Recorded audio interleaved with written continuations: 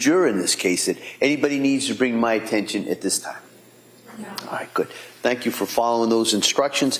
Now, in regards to our schedule today, it's anticipated, as you know, in these cases, sometimes the best laid plans, but it's anticipated that we'll go this morning to about 11 o'clock. We'll take a break at 11.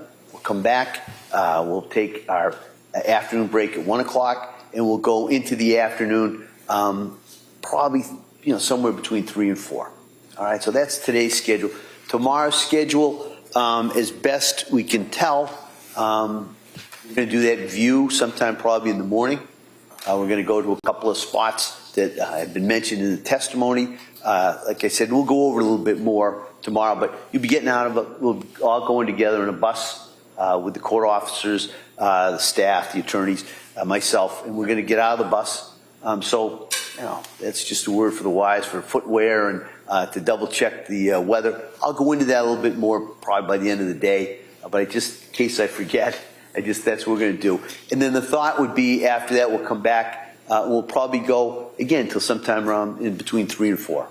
Okay, so that's the schedule. And then at the end of the day tomorrow, I'll address kind of where we are in regards to the timeline and the kind of overall schedule, just so you have some kind of idea where we are.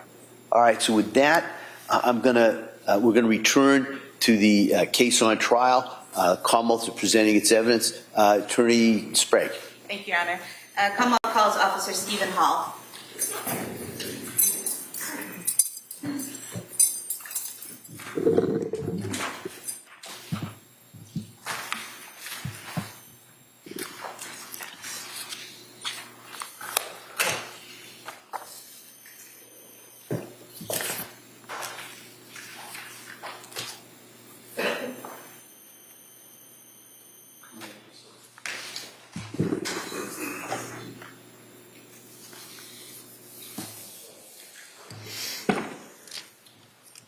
Good morning. Good morning. Stop right here, raise your right hand for the clerk, please. Good morning. Do solemnly swear that the testimony in the evidence you shall give in the hearing and that I have found between the Commonwealth and the Town of Duxbury, the truth, the whole truth, and nothing but the truth, so help me God. Thank you, sir. You may have a seat. Thank you. All right, good morning. Morning. All right. So I'm going to ask keep your voice up so the jury can hear you. Yes. And with that, Attorney Sprague. Thank you, Your Honor. Good morning. Could you please state and spell your name for the record? My name is Stephen Hall, Stephenhall. And your date of birth? 3/26/1983. Where do you work? I work at the Duxbury Police Department. How long have you been a Duxbury police officer? Since 2015, so roughly 11 years. I want to direct your attention to January 24th, 2023. Were you working that day? I was. What shift were you working? The 4 to midnight. And would that be 4 p.m. to midnight? Yes. And were you in uniform? Yes. Were you in a marked cruiser? Yes. And were you on patrol? Yes. And being on patrol, were you alone or with a partner? I was alone. Further directing your attention to approximately 6:11 p.m. At that time, did you receive a dispatch to go to 47 Summer Street in Duxbury? I did. And do you recall approximately where you were when you received that dispatch? I was at the Lincoln Street Fields in Duxbury. And so how long did it take you to get from there to 47 Summer Street? 7 to 10 minutes. And did you go to 47 Summer Street? Yes. And what did you see when you arrived there? When I arrived, it was just a house. There was a gate open on the left side of the house.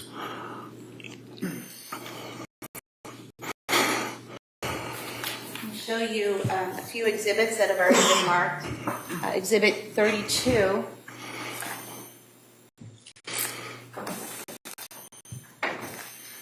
And exhibit 33.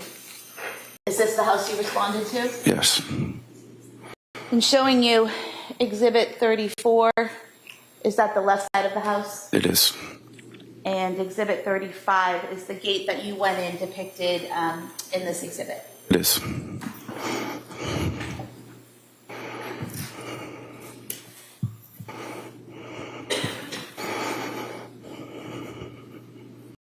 First officer on scene? I arrived simultaneously with Officer Josephine. And he he also an officer with Duxbury Police? Yes. And so did you both head to that same direction, or did you go in different directions? We both went to the backyard as we were dispatched to. And you said you went to the left, correct? Yes. We heard a male voice calling for us on the left side. So. And that's where you headed? Yes. Okay. And did you encounter a male in the backyard? Yes. And did you later learn his name was Patrick Clancy? I did. What was his demeanor? He was upset. He didn't know what was going on. So. And did you see anyone else in the backyard? No. Okay. Did you see anyone on the ground? Yes. And who was on the ground? Miss Clancy. Is that Lindsay Clancy? Yes. And do you see her in the courtroom today? I do. Could you point to her? No issue with ID, Your Honor. Record may reflect the witness has identified the defendant. Thank you. Where was she positioned? She was on the ground, if you were looking at the backyard on the right side.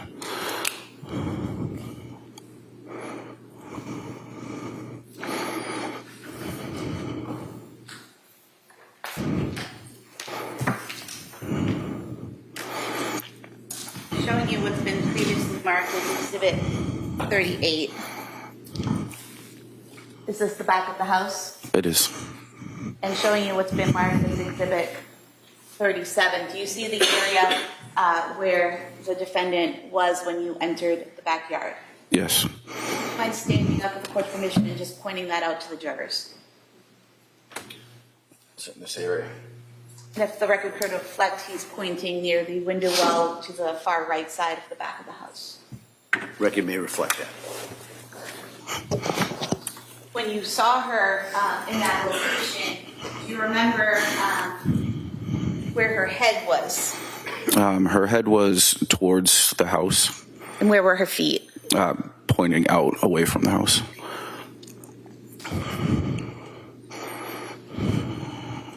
Are you trained in first aid as part of your job? Yes. And do you carry equipment with you in case you have to provide first aid to someone? Yes. When you saw the defendant on the ground, did you go to her and observe any injuries? She had cuts to both wrists and to the left side of her neck. The cuts to her wrists, were those actively bleeding when you saw them? No, they were not. When you saw the cuts to her neck, were those actively bleeding? No.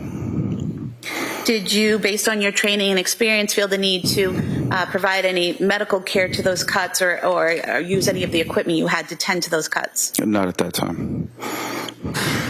Was she conscious? Semi-conscious, in and out of consciousness. And what was she doing that gave you that indication? She would wake up and move around and then kind of just go still again. And when you say she would move around, what parts of her body was she moving? Just her head, really.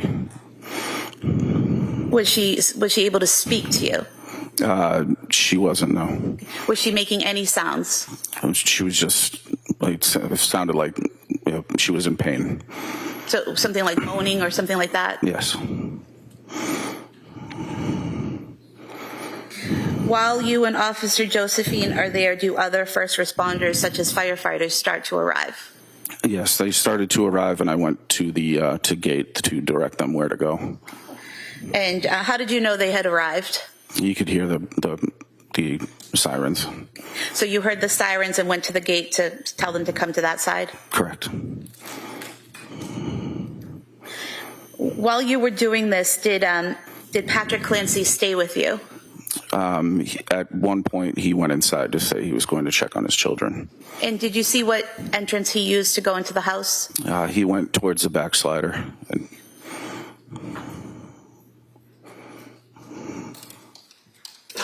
Shortly after Patrick Clancy went inside the home, did you receive a call on your radio? yes. And what did you hear on your radio? Dispatch said that he couldn't wake them up. And did you know what they were talking about when you initially heard that? Not really, no. Did something then catch your attention? Yeah, I heard a loud scream from inside. And could you tell where it was coming from? Just inside the house. And the screaming, was it words or just sound? It was just a sound. When you heard that screaming, what did you do? Myself and Officer Josephine ran towards the slider and entered into the house. And when you entered into the house, do you remember what room you entered into? Into a kitchen. And when you entered into the kitchen, could you still hear that screaming? No. We could hear he was talking, but there was screaming was done. When you said he was talking, who was talking? Patrick Clancy. So you could hear Patrick Clancy talking at that time? Yes. And could you tell where he was? Yes, he was in the basement. And did you head to the basement stairs? Yes. Showing you what's been marked as Exhibit 41. Are these the stairs that you went to? Yes.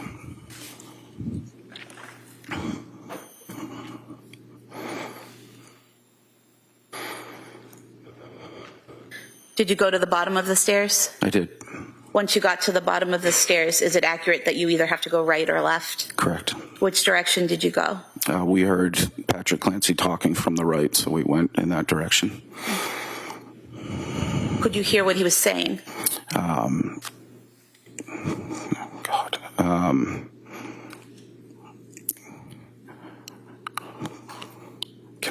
Do you mind if I? You don't recall? Yes. I have no objection to that. You need to read from it or have a look at this report. Do you recall him saying, I can't wake them up, I can't get them up? Yes. And do you remember his demeanor as he was saying that? He seemed very upset. What did you do in response to that? He came from a back room, so we ran into that back room.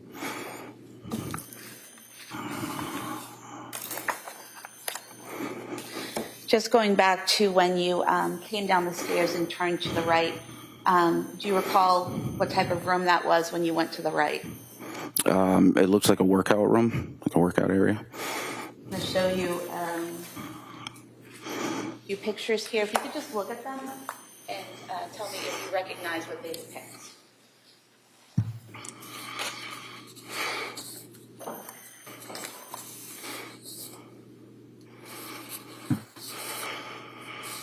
Yes. And do you recognize these to be photographs of that workout room that you entered into when you went to the right? Yes. We could have these marked as the next few exhibits. No objection. All right, those may be admitted. 4 exhibits.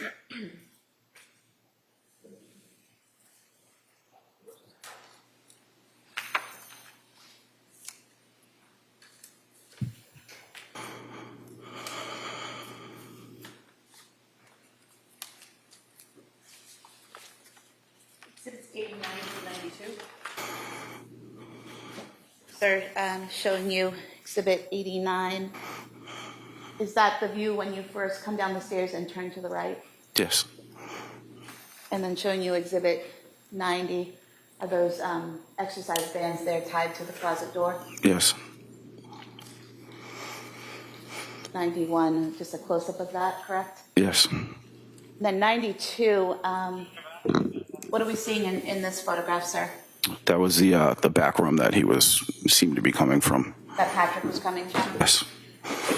And you also looked at 2 photographs from that room. Are those fair and accurate depictions of how the room looked that day? Yes. We could have these marked as the next 2 exhibits, please. Okay. All right, they may be admitted.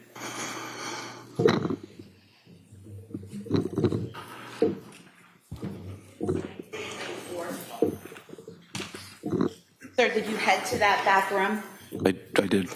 And what did you see when you got to that back room? Just past the door on the left side, there was a body of a young child. And do you remember what position the child was in? He had his feet towards the door and his head towards the wall. And was he on his back or his stomach? Or... He was on his back. And do you recall what he was wearing?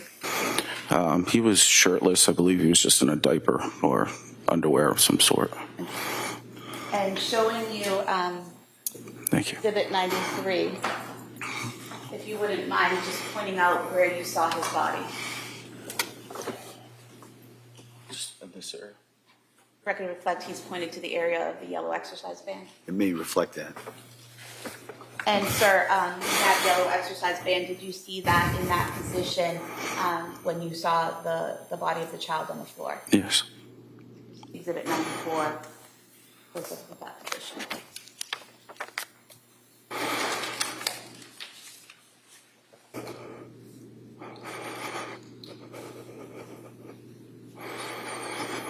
Sir, did you later learn that child's name was Dawson Clancy? I did.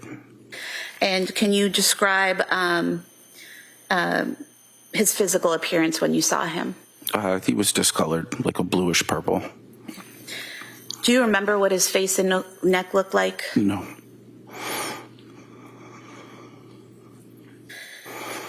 What happened next? I called for paramedics to come to the basement. I also called for a supervisor, and Officer Josephine picked up the child, and we ran him outside through the front door to the ambulance. And did you do anything after that, after giving Dawson to EMTs? We ran back down into the basement to check to see if we could find other children. And what made you think there were other children to find? When Patrick Clancy said, well, I can't wake them up, instead of just a singular. And so when you went back inside, did you go back down the basement stairs? Correct.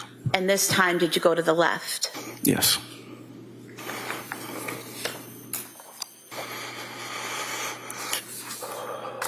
Sir, showing you a series of photographs. You could just tell me if they clearly and accurately reflect how the left side of the basement looked on January 24th, 2023 when you went in there. Right, just for the record, they don't need to lay a foundation. I agree to the photographs, no objection to any of them, so we don't have to go through all the All right, foundations. thank you. All right. You recognize those? Yes. Could I just mark this the next exhibits, please?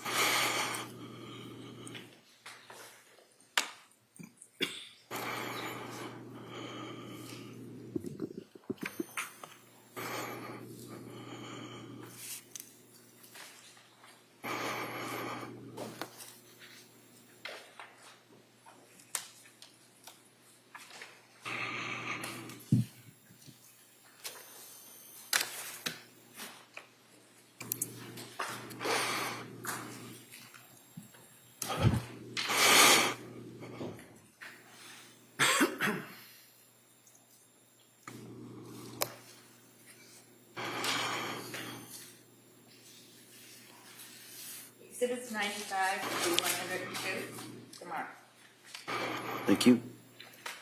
Sure. Sir, showing you what's been marked as Exhibit 95. Is this what you saw when you went down the stairs and went to the left, that first view? Yes. And then showing you Exhibit 96. Is that a further view as you go into the room? Yes. Now, when you went into that room, what did you see? There were two children on the floor, motionless, and EMTs and paramedics were working on them.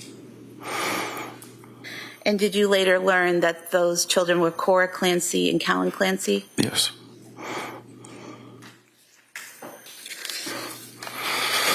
Did you do anything to assist the medics at that time?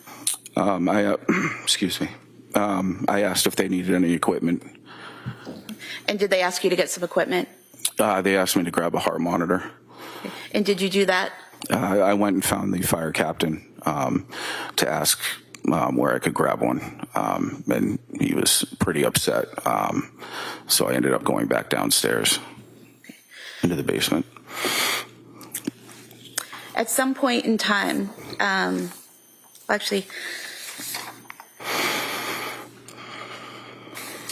if I could show you Exhibit 96 again and just ask if you could just point to us where you saw each child. Okay.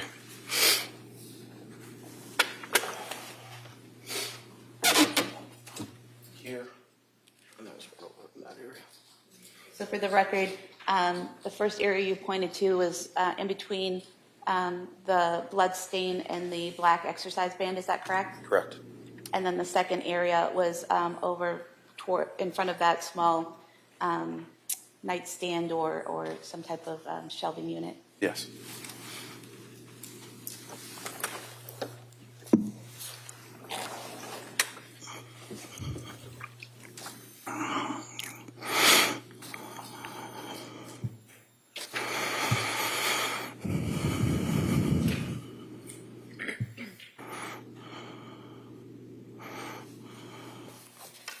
At some point in time, did you go back outside? Yes, they stated they need an officer with Lindsay Clancy.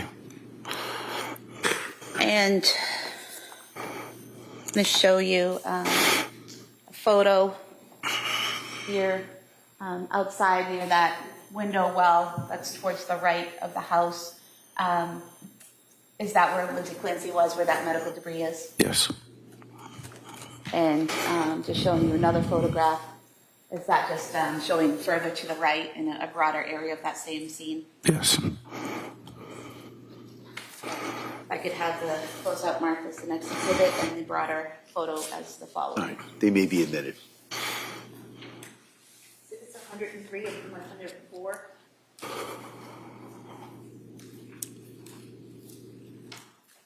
While you were out there with the defendant, were medical staff, paramedics treating her? Yes. And did you happen to look up? Yes, I did. What did you see when you looked up? There was an open window with blood marks around the window. And did you also see blood marks on the shingles below that window? I did. Showing you a photograph here. So up at the top, is this the open window you're referring to? Yes. Zooming in on the shingles here to the left and right, just below that window, are those the blood marks you're referring to? Yes. And here in this photograph, you had mentioned blood marks on the upper window. Is that what you're referring to? Yes.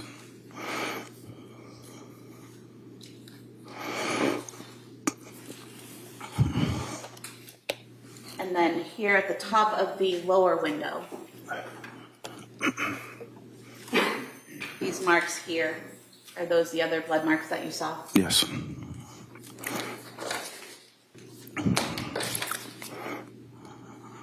If we could have these photos marked as the next exhibits. All right, they may be admitted.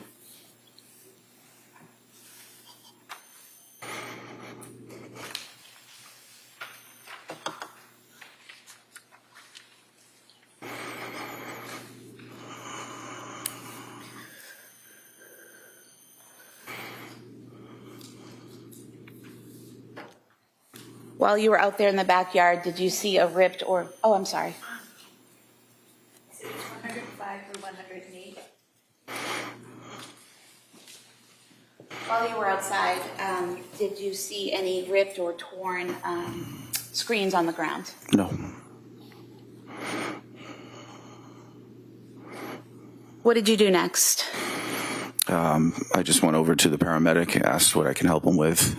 He said she was good, but she kept taking her face mask off for oxygen, and so I just kept replacing it back onto her face. And when you say she, are you referring to Lindsay Clancy? Yes. And did you then help them get the stretcher to the ambulance? Yes. I have nothing further. All right. Reddington?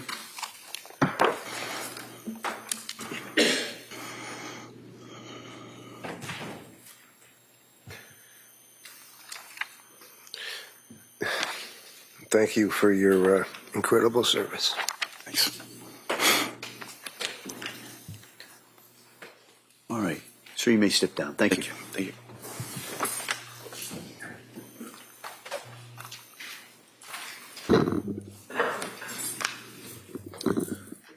All right, Attorney Sprague? Commonwealth calls Officer Brian Josephine.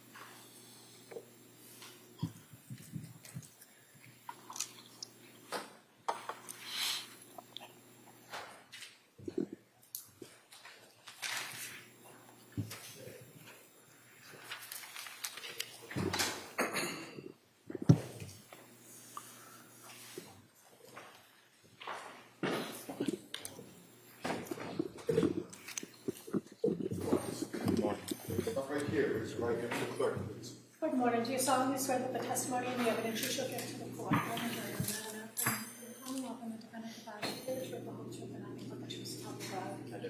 Thank you, sir. You may be seated. Watch your step, please, sir. Hi, good morning, sir. All right, counsel. Thank you. Good morning. Could you please state and spell your name for the record? Brian, B-R-I-A-N, Josephine, J-O-S-E-P-H-I-N-E. And what's your date of birth, sir? June 13, 1990. And where do you work? I work at the Duxbury Police Department. How long have you been a police officer? I started there in April of 2020. And did you work for the Plymouth Police before that? Yes, I did. And how long did you do that? Almost 5 years. What is your current role? I am patrol officer. Back in January of 2023, what was your role with the Duxbury Police Department? I was the school resource officer for Alden and Chandler. I worked with kids kindergarten through 5th grade. Directing your attention specifically to January 24th, 2023, were you working an overtime shift that day? Yes, I had picked up an overtime shift. And what shift was that? It was 4 to midnight, but I was scheduled to work till 8 p.m. 8 p.m.? Yes, ma'am. Okay. So you were scheduled to be there from 4 p.m. to 8 p.m., is that correct? That is correct. And you were in a cruiser, in a marked cruiser in a uniform? Yes, I was fully dressed in Duxbury police uniform. I was in a marked cruiser, Duxbury Police 172. And did you receive a dispatch at approximately 6:11 p.m. to go to 47 Summer Street in Duxbury? Yes, we did. And when you say we, were you with a partner or were you alone? No, I was by myself. We ride single in a cruiser there. Okay. So when you say we, do you mean that it was dispatched to all officers on patrol? So usually with critical incidents calls, they put it over to dispatch and they'll say, Duxbury police cars, start making your way to a certain address. That way everyone can get there as quickly as possible. Okay. And so then you knew at that point to go to 47 Summer Street? Yes, ma'am. And approximately how long did it take you to get there? I would say anywhere from 3 to 4 minutes. So you were relatively close by when you received the dispatch? Yes, I was. Okay. And when you arrived at 47 Summer Street, what did you observe? Dispatch was giving me a description of the house. It took probably 15 seconds for me to identify the house. Parked in the street. I saw the number of the house and I made my way. I believe it was a mudroom that I went to.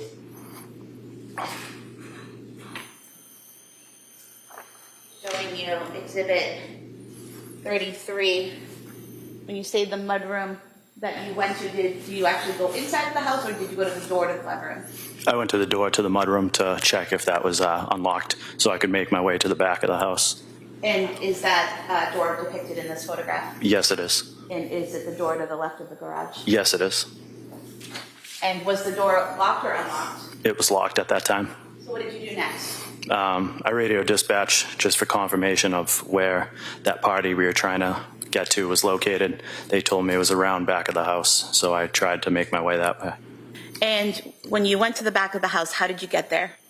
Well, referring back to the picture where the car was parked, I went to the right side, and I went around the garage. There was a fence, and I went over the fence, I believe.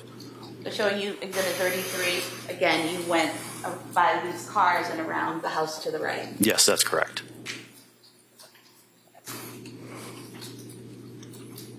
And showing you Exhibit 37, does that mean that you would have been coming around the house over here by the garage on the left and in the porch, the deck? Yes, that's correct. And when you came around there, what did you see? I made my way. I observed two parties, one lying in the ground and one standing over it. And I started making my way towards the other end of the house, which is towards this fence, as you guys can see in reference to that photo. And so when you say the other end of the house, are you talking about this area here, the father's furthest right windows? Yes, that is correct. And the person that was standing, did you later learn that was Patrick Clancy? Yes, I did. And the person on the ground, did you later learn that was Lindsay Clancy? Yes, I did. And at some point in time, was Officer Hall also back there with you? Yes, he came from this side over here, the opposite direction in which I came. So facing the house, he would have come around the left side of the house if you're facing the house? Yes, he parked on the street and came from this side, the opposite of where I came from. Okay. And do you recall what Patrick Clancy was doing when you first saw him? He was standing over Lindsay at that point. It appeared that he was trying to communicate with her. I observed him with a cell phone. It was kind of down by his side, so I don't know if they were talking or what, but it was probably a split second, and then he turned in my location, saw me because I was illuminating the yard with my flashlight, and then that's when me and him crossed paths. Okay. And so you said you saw him with his cell phone by his side. Was it in his hand by his side? Yes, I believe it was in his left hand. Okay. Okay. And you say you crossed paths with him. Approximately where did you cross paths with him? It was probably right by the bulkhead, I would say. And so in the photograph to the right of the deck is the bulkhead, is that correct? That is correct. And where was he headed? He was heading, I believe, up towards the deck. Yeah, obviously I didn't know it at that time, but he was just walking past me pretty fast in an abrupt manner. So. And did he say anything to you as he passed? No, he did not. And after you crossed paths with Patrick, where did you go? I went to the female party. And did you speak to her? I attempted to. And what did you say? I just was trying to get basic information, where she was hurt, where she needed attention, anything I could do to kind of help her until fire arrived. And did she respond to your questions? She mumbled, and it wasn't a definitive answer. Did you observe any injuries? Yes, she was laying on the ground. There was cuts to her right wrist, I believe, and to the right side of her neck. And were those cuts actively bleeding at that time? They were bleeding, but not profusely. Did you, are you trained in first aid? Yes. Did you feel the need to put pressure on those wounds immediately? No. We also carry medical equipment such as tourniquet, gauze, stuff like that. And I believe due to the circumstances that I didn't need to utilize those tools. And the tourniquet that you carry, is that in case someone has some type of cut where an artery has been damaged or cut? Yes, it is. Okay. And you're trained to recognize when it's something serious like an artery spraying blood everywhere versus a cut that doesn't need a tourniquet? Yes, we are. Okay. And you didn't see the need for a tourniquet? I did not know.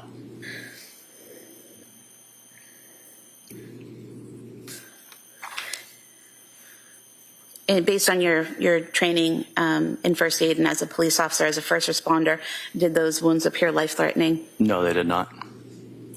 Did other emergency personnel from the fire department begin to arrive? Yes, so I would say I tried to talk to Ms. Clancy for probably 30 seconds to a minute, and at that point, coming from that opposite side of the house, I observed Duxbury fire personnel show up, and our protocol is to kind of turn the medical over to them because they're more highly trained than we are. Okay. And at some point in time, do you hear something? Yes. What do you hear? Myself and Officer Hall were standing by that window, and we just started hearing loud screams. And what did you do when you heard those loud screams? We immediately were trying to figure out where they were coming from. I'm not sure if dispatch or something came over the air and said something about the basement, but we both just started making our way back towards the deck part of the house. Did you go in through the sliding glass doors? Yes, we went up the deck and through the sliding glass doors into the kitchen. And did you then head to the basement? Yes. Okay. And could you hear any sounds coming from the basement as you entered the kitchen? Yes, it was the exact screaming that I heard from the window. And did you go down the stairs to the basement? Yes, we did. And did you see anything as you went down the stair after you went down the stairs? So we went down the stairs, and there was a picture at the bottom of the stairs, I believe, of Lindsay and Patrick, and the basement splits off into two, a right and a left area, and the screams were coming from the right area, so that's where we directed our attention to first. Okay. And did you see Patrick? Yes, that right side opens up, and it's like 2 rooms, I believe. So we went into the first room, which was kind of dark, and there was some clutter and stuff around, and Patrick was in that back room at the time.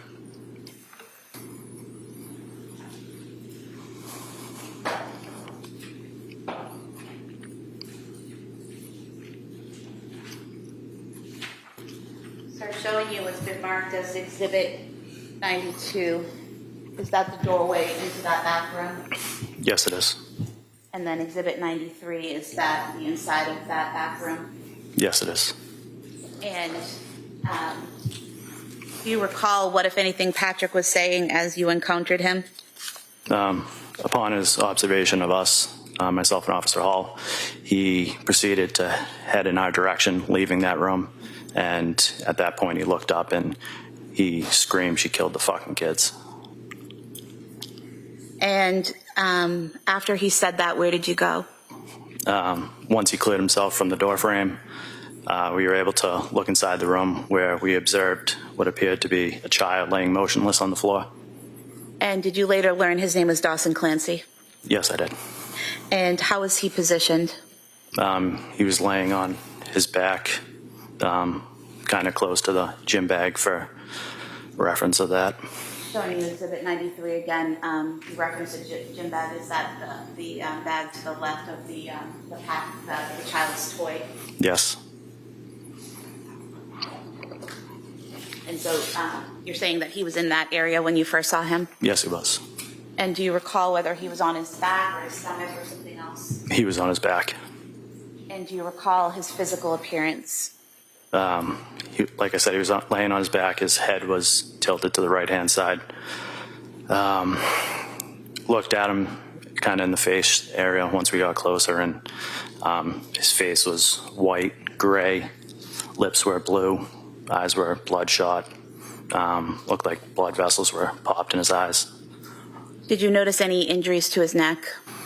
Seeing that, my first instinct was to kind of grab his head and tilt it to the side, see if I could get a pulse. But, I mean, based on my training experience from previous incidents, I knew it wasn't going to be good. So I moved the head. That's where I observed some red marks on that right-hand side.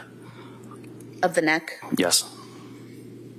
And in that exhibit, 94, there was a yellow exercise band, correct? Yes.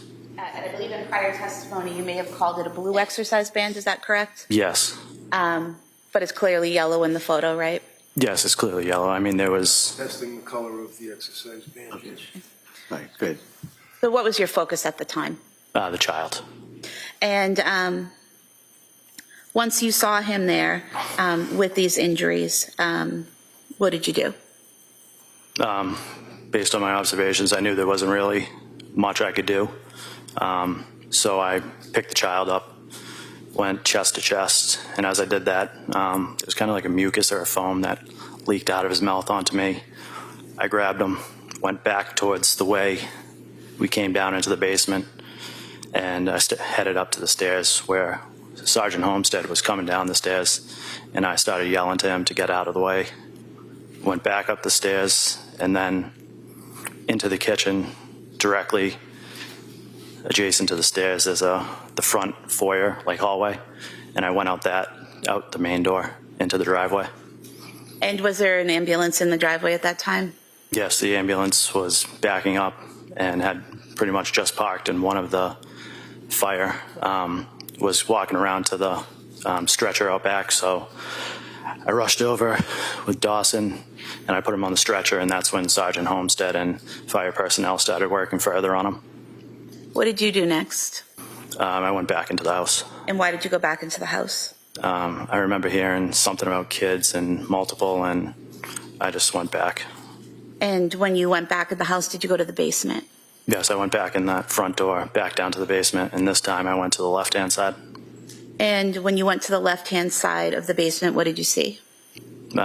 Pretty much directly in my sight was an older female laying on the ground, and then in the corner there was like a younger baby. And when you say an older female, you're referring to that she was older than Dawson? That's correct. And Did you later learn her name was Cora Clancy? I did. And did you assist in treating her? Yes, I did. What did you do? So when I got down to the basement, 2 fire personnel were already on scene. One was working on the baby and one was working on Cora. Communicated with them. We worked together and I took over doing chest compressions of Cora. And were you able to see any injuries on Cora at that time? Yes. She had kind of the same injuries that I explained with Dawson. The pale tint, bluish lips, bloodshot eyes, blood vessels popped. But this time she also had like dried blood around her mouth. And did you also see an area of blood near her on the floor? Yes, there was a relatively large area of blood on the floor. Actually, when doing CPR on her, I was beside her and that pool would seep through my pants, so I ended up moving her a little off to the side so I could position myself better. Just showing you what's been marked as Exhibit 97, this red-brown stain on the rug. Is that what you're referring to? Yes.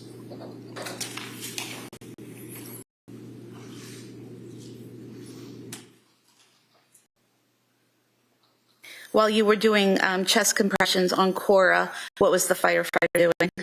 The one that had previously been attending to Cora then went to the child that was in the corner. And eventually, was Cora put on a stretcher and brought out? Yes, eventually. I think the baby was brought out first because I think they mentioned at some point they might have found like a faint pulse or something like that. So they got him out first, and then we were able to get Cora up. So that entire time while you're in the basement, are you still giving chest compressions to Cora? Yes. Yeah. I mean, it felt like forever to the point where I think I radioed for assistance for another officer to come down. And did others come down to assist? Yes, Officer Cahill came down to further assist, where I continued with chest compressions and he used a bag valve mask to give rescue breaths. And a bag valve mask, is that something that goes over someone's face, a mask that's attached to a bag and you squeeze it to give air? Yes, it's an alternative breathing apparatus. At some point, do you go back upstairs to the first floor? Yes. And do you encounter Patrick Clancy when you go upstairs? Yes, so when they removed Cora, myself and Officer Cahill went back upstairs where I encountered Mr. Clancy in the kitchen. And what was his demeanor in the kitchen? He was still frantic, kind of in shock, still screaming and losing himself. And I think at that point, I don't know, one of us requested that we get an ambulance for him as well. Thank you, sir. Nothing further. Attorney Reddington? I'm sorry, I have no questions. All right. Thank you, sir. Lisa. Thank you.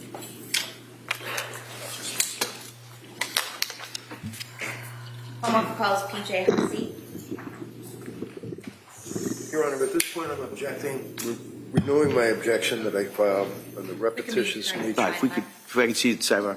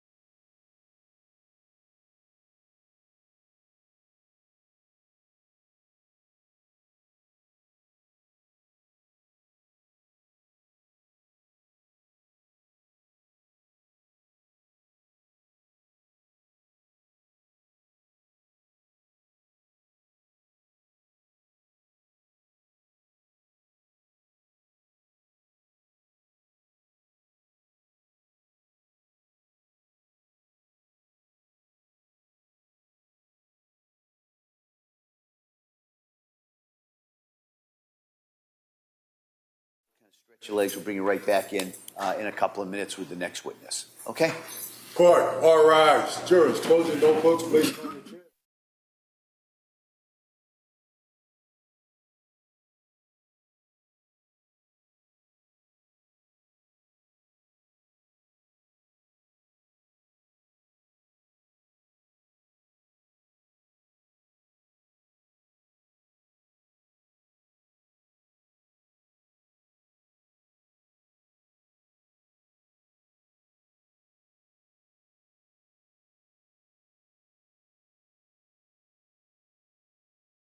You've been watching testimony in the Lindsay Clancy murder trial. Court is taking a short break. Stay with us. We will have more coverage when the trial resumes.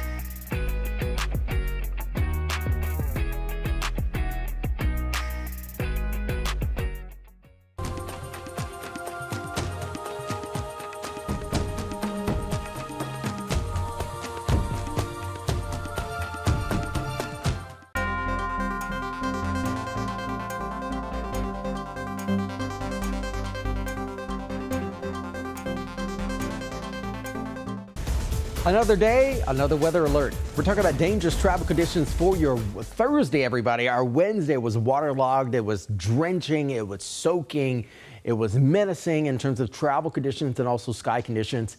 Today will be quite similar, but there are also going to be some noticeable differences. So we're actually dealing with the result of yesterday's very heavy rain, and we still have a lot of ponding on the roadways as well. A lot of those berms, a lot of those drainage basins are still kind of waterlogged as well. So we're allowing for a very slow improvement as this area of low pressure still is in residence across southern New England.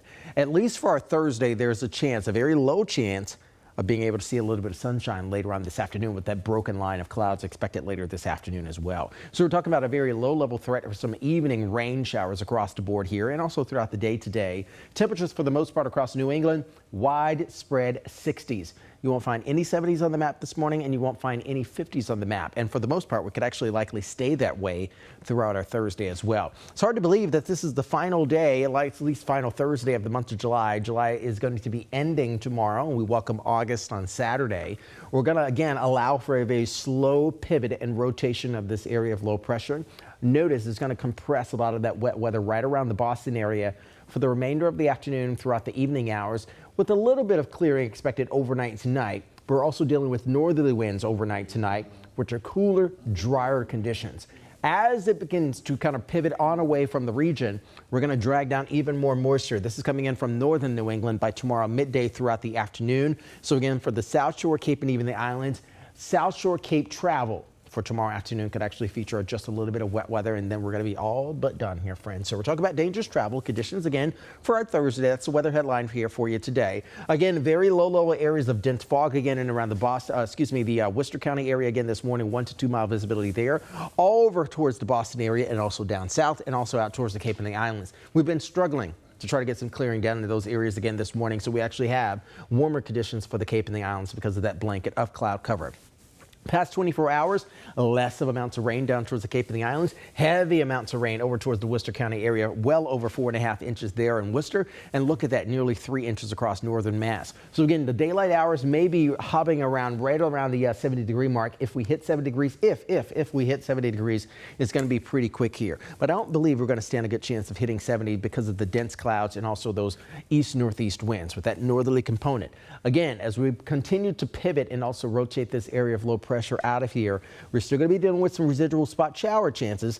A better outlook for the first half of our Friday, a bit more of an unsettled look for the latter half of our Friday as well. This is a live look at local satellite and radar as of right now. Again, you can kind of see that area of low pressure rotating around. We're still fetching some good energy there down towards the border between Rhode Island and Connecticut. But again, the Boston area is just mainly dealing with some cloud cover as of right now. 70s will take over for tomorrow. 80 is going to be arriving for us this upcoming weekend, and we're likely going to continue that into next week. But it also means chances of needing the umbrella will likely pop up again.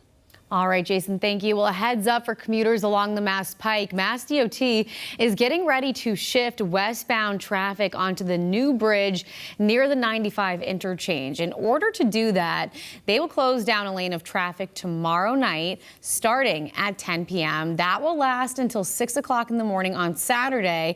There will be signs to help drivers adjust to the new traffic patterns. Speed cameras could be coming to Massachusetts. The state Senate passed a bill that would allow the cameras in school zones and near construction sites. Anyone caught going more than 11 miles an hour over the posted speed limit would get a ticket of up to $100 in the mail. Cities and towns would need approval from Mass DOT before installation. The bill now heads to the House for consideration. Norwood Hospital may be getting a second chance as the state inches closer to taking control. The Massachusetts Senate voted yesterday to allow the state to take it over by eminent domain. The hospital closed 6 years ago after heavy flooding inside. Plans to rebuild collapsed when its operator declared bankruptcy. The House could pass the revised bill as soon as today. Another Boston bar is closing its doors. Hennessy's bar near Faneuil Hall has shut down after 30 years. The Irish pub saw big crowds during World Cup parties this summer. Hennessy's tells us their time's up, but the memories made there will never fade. A brother-sister duo got the chance to show off their musical talents as part of the opening act at last night's Boston Landmarks Orchestra concert.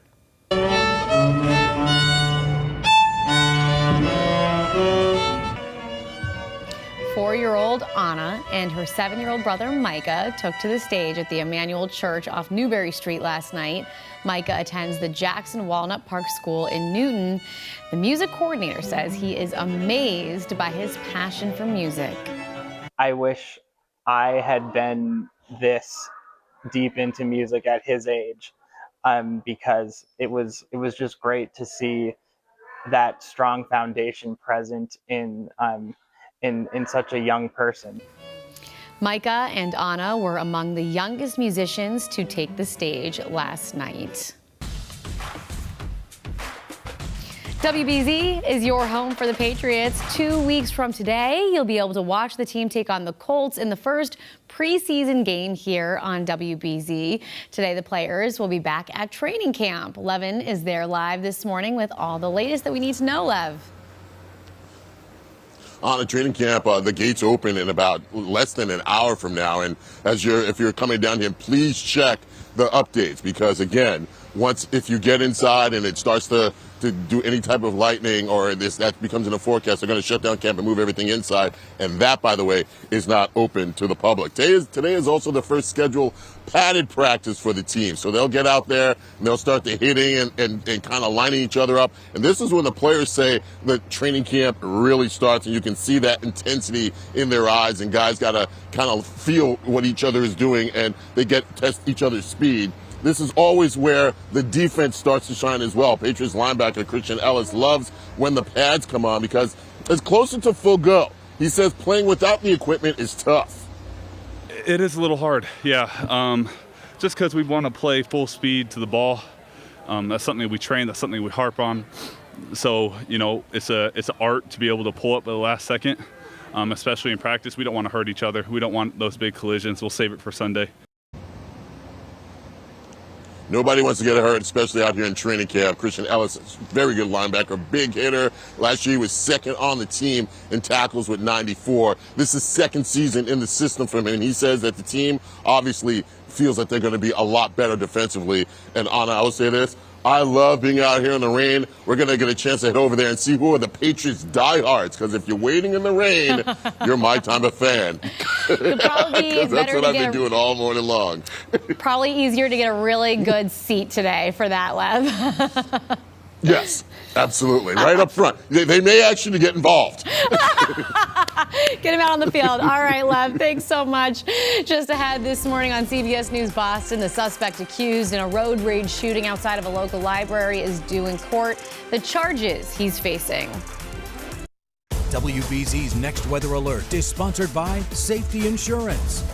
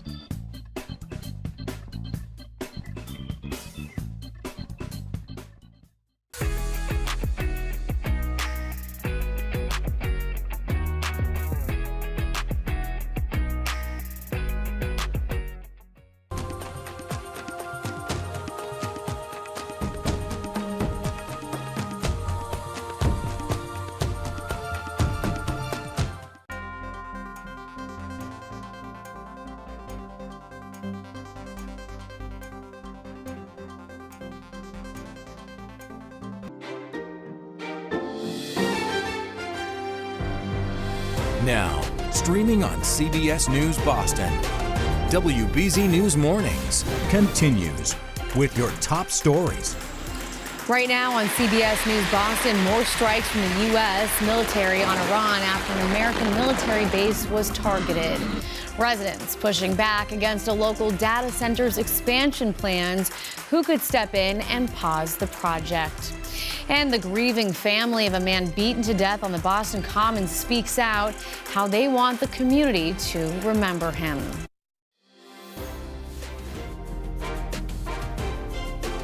Welcome back. I'm Anna Myler. We remain in a next weather alert as we continue to track heavy rain across New England.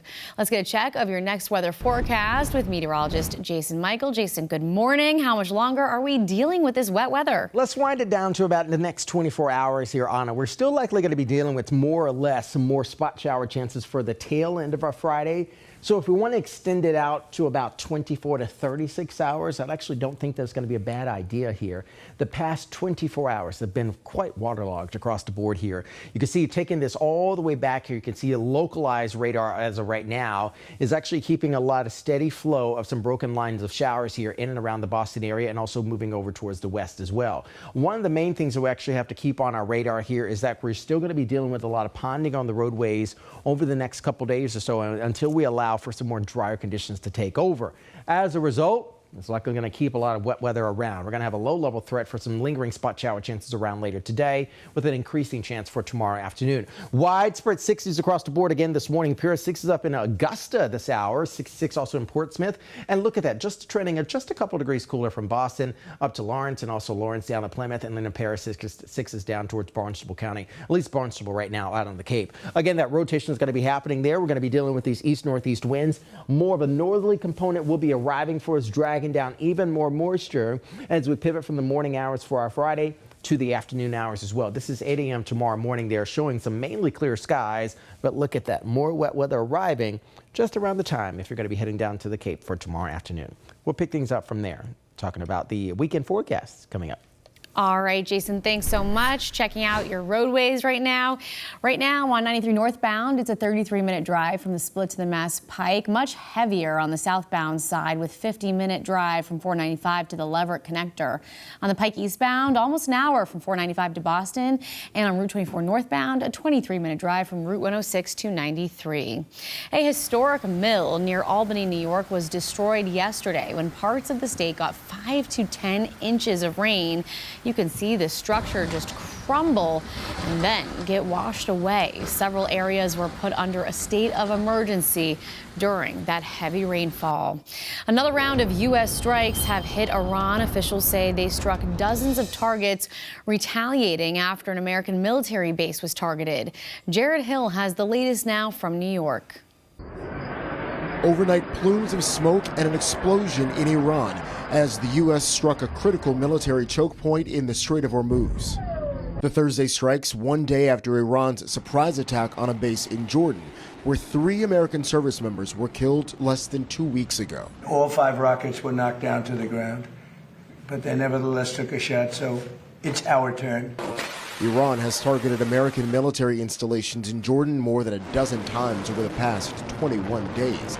The head of CENTCOM warned troops there to minimize their use of cell phones, as it can help Iran identify strike targets.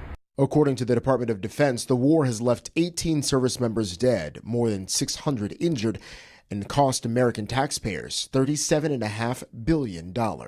Wednesday, Fed Chair Kevin Warsh announced the Federal Reserve was again holding interest rates steady as the war with Iran continues to drive up energy prices. You've heard this before, but we will deliver price stability. CBS News contributor J.D. Durkin. The conflict in Iran is proving to be a fair bit more protracted than the White House had anticipated, than the American people had anticipated, and here on Wall Street that market participants had expected. As fighting intensifies, President Trump suggested he is still looking toward a deal.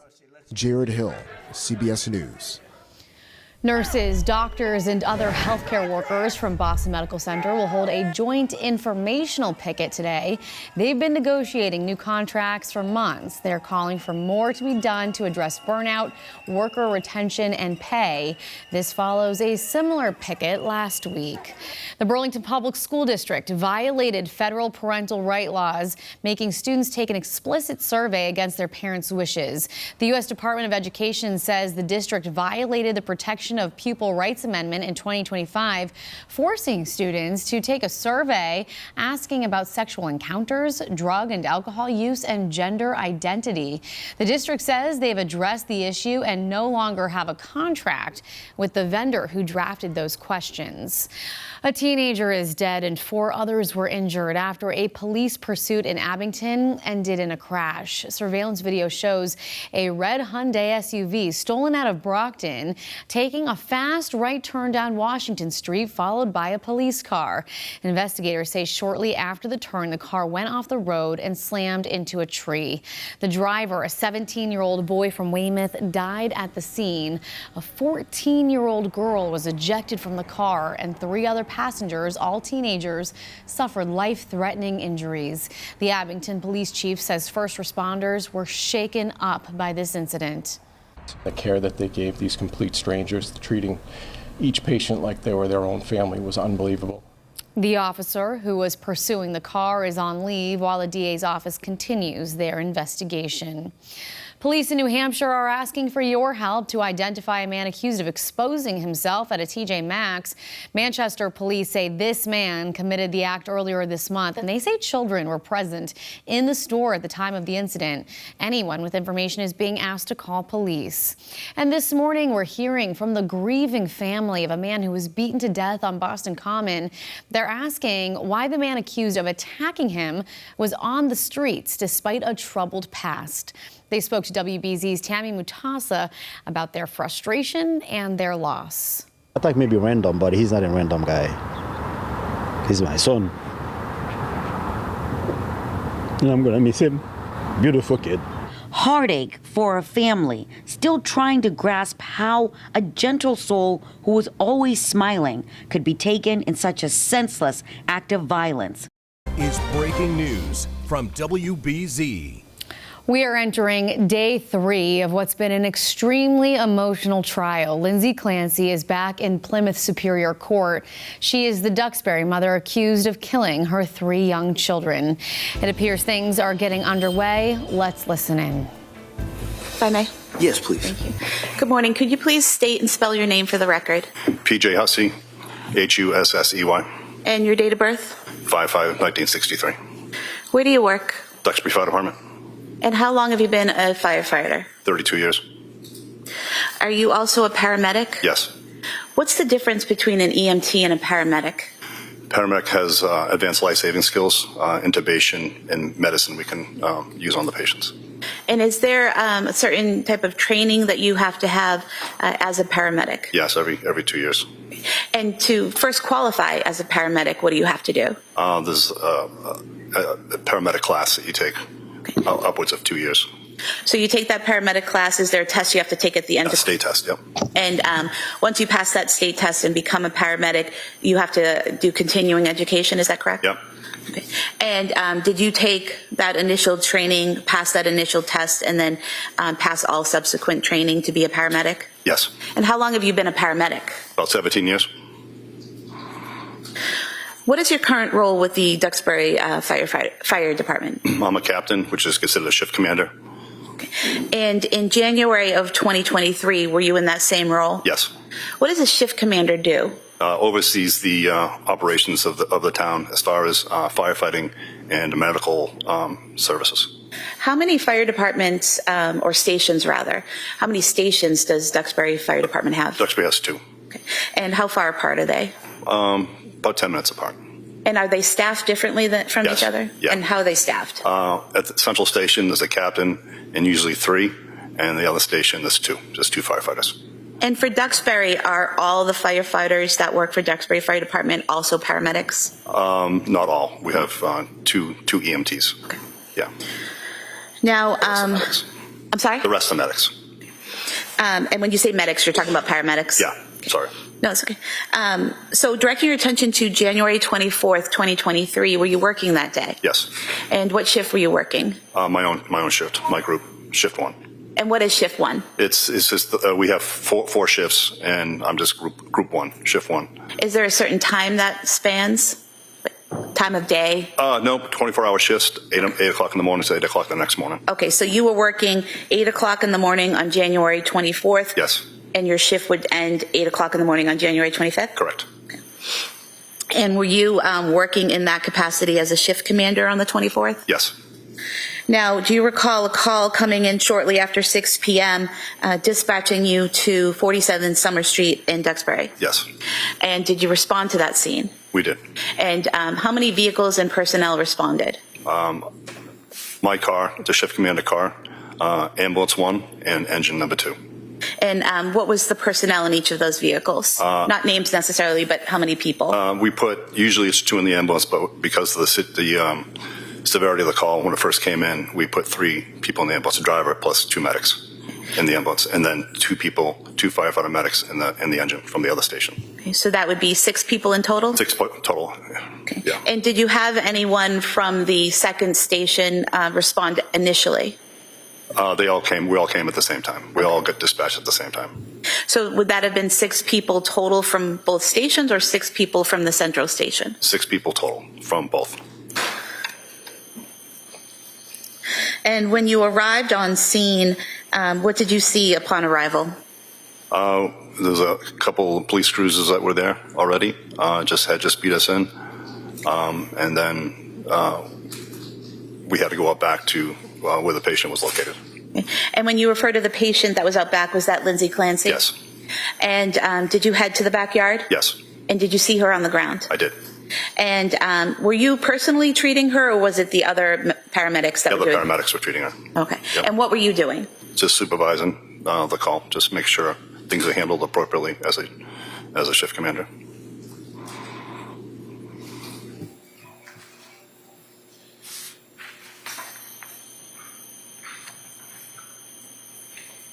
Showing you what's been marked as Exhibit 37. Do you see the area where you were in the backyard that night on the screen? Yes. If you wouldn't mind standing up and just pointing where you were. The patient was crossing the right here. I was over here in this area here. And if the record reflects, you pointed to the patient being to the right of the metal window well, and you were standing to the left of the window well. Is that correct? Yeah, she was right below this window, so someplace she was right in this area. Okay. And I was just a little bit further over. And when you said right below this window, you're pointing to the far right second story window? Yep. Yes. Thank you. At some point in time while you were standing there, did you hear a loud noise? I heard a scream. And when you heard the scream, could you tell where it was coming from? It sounded like it was coming from the basement. And did you look anywhere in particular? Yeah, I was able to look through the basement window and able to see a male person downstairs. And when you say the basement window, are you referring to that first Yes. metal window? Yes. Well? Yes. That was in Exhibit 37.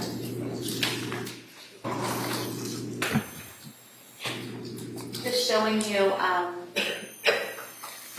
again on the screen here, what's been marked as Exhibit 50. This window here on the right, does that fairly represent the window that you looked through and could see down into that Yes. basement office? Yeah.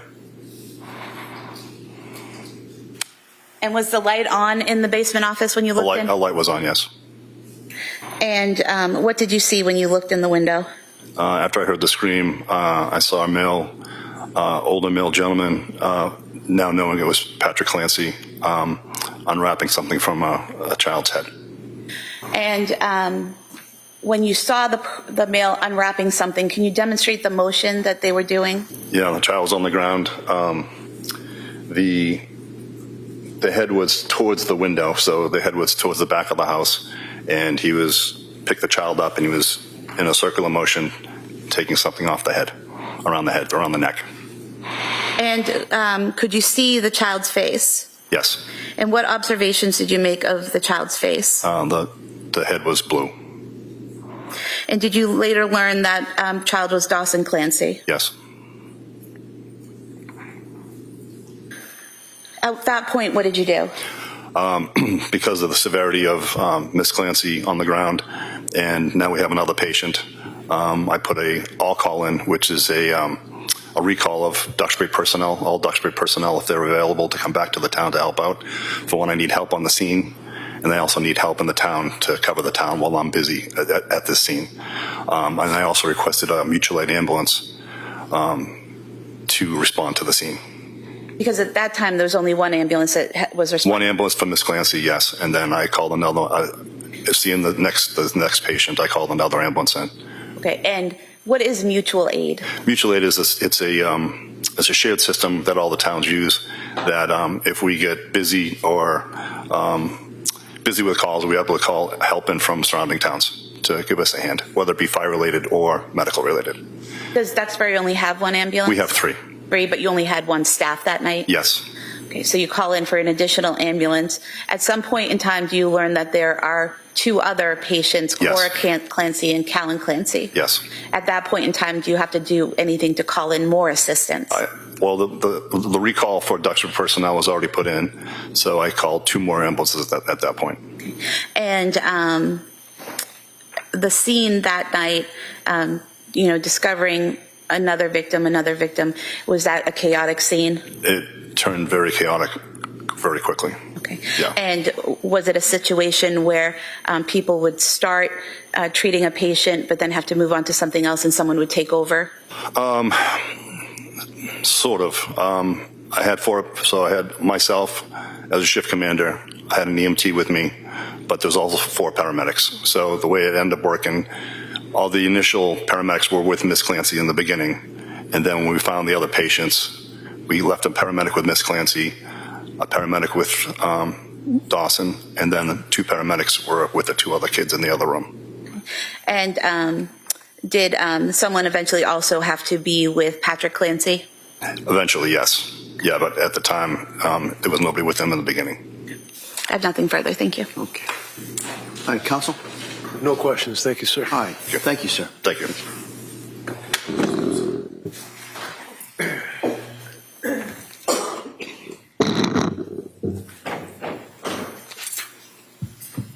Attorney Buckingham.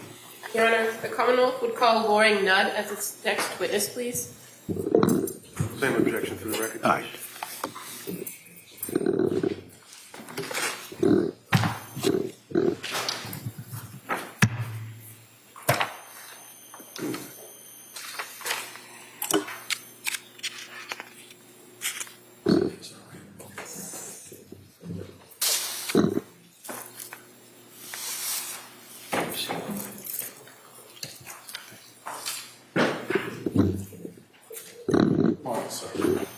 Stop right there, raise your right hand for the clerk, please. Good morning. Do you solemnly swear that the testimony in the evidence you should give to the court and the jury and the matter coming between the Commonwealth and the defendant shall be the truth, the whole truth, and nothing but the truth, so help you God? I do. Thank you, sir. You may have a seat. Why don't you stop there, please? All right. Good morning, sir. Good morning. May I inquire? Yes, please, counsel. Thank you. Good morning. Good morning. Could you please tell the jurors your first and last name? My first name is Loring, Loring. My last name is Nudd, Nudd. And do you have a nickname that you go by? I do. What's that? Everybody knows me as Chuck. Chuck. Do you work, sir? I do. What do you do for work?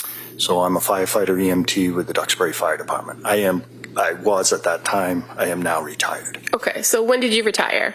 So I retired a year ago. A year ago? Mm-hmm. And so how long had you been working with Duxbury Fire before your retirement? A little over 30 years. 30. And can you explain what your role was as a Duxbury firefighter? So if I was an EMT, which 80% of our calls are probably that related. So I would assist a paramedic, or I would drive the ambulance, or whatever was necessary at the time. And then we were also did fire suppression, and we were all trained in that and went to the academy and all that. Okay, and can you tell us what the difference is between an EMT and a paramedic? So a paramedic requires another year or two of training, and they're able to prescribe meds. I mean, not prescribe meds, excuse me. Give meds that they have according to what they need to do. They can also read the monitor that shows rhythms in the heart and what have you. Is it fair to say that as an EMT, you're trained in basic life-saving techniques, while a paramedic is advanced life-saving techniques? Correct. And so at Duxbury Fire Department, is it also fair to say that each and every firefighter has that dual role of either being an EMT, a paramedic, and a firefighter? Yes, some are.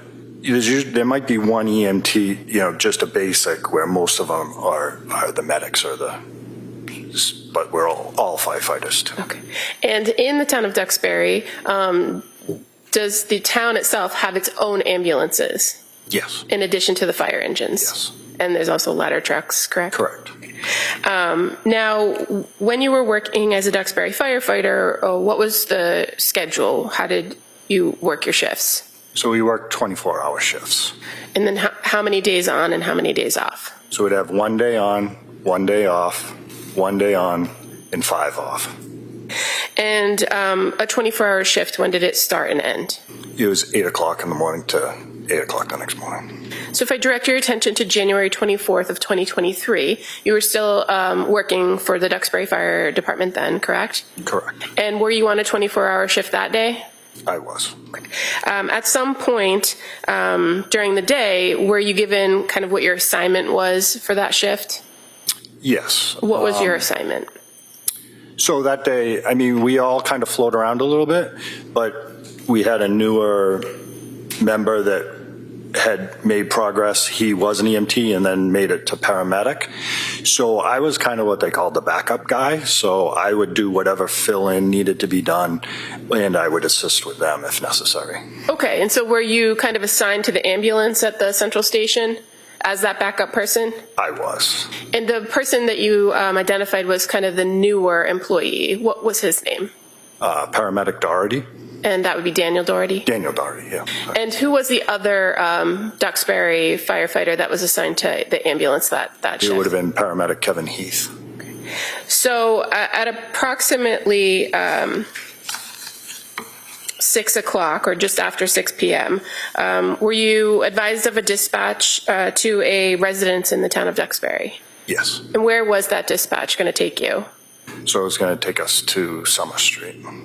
And so you and firefighter Heath and firefighter Doherty, you all get in the ambulance? Correct. And do you go to 47 Summer Street? We do. Who was in the ambulance? Who was assigned as kind of the driver and the tech? So at that time, because we had heard what kind of call we had an idea of what call we were going to. The two medics sat up front and were able to converse while I sat in the back and again was that backup guy, more or less. Okay. And as far as the nature of the call that you believed you were coming into, is it fair to say that the initial call had to deal with a female that had gone out the window, possibly a suicide? Yeah, as I remember, it was a second floor fall.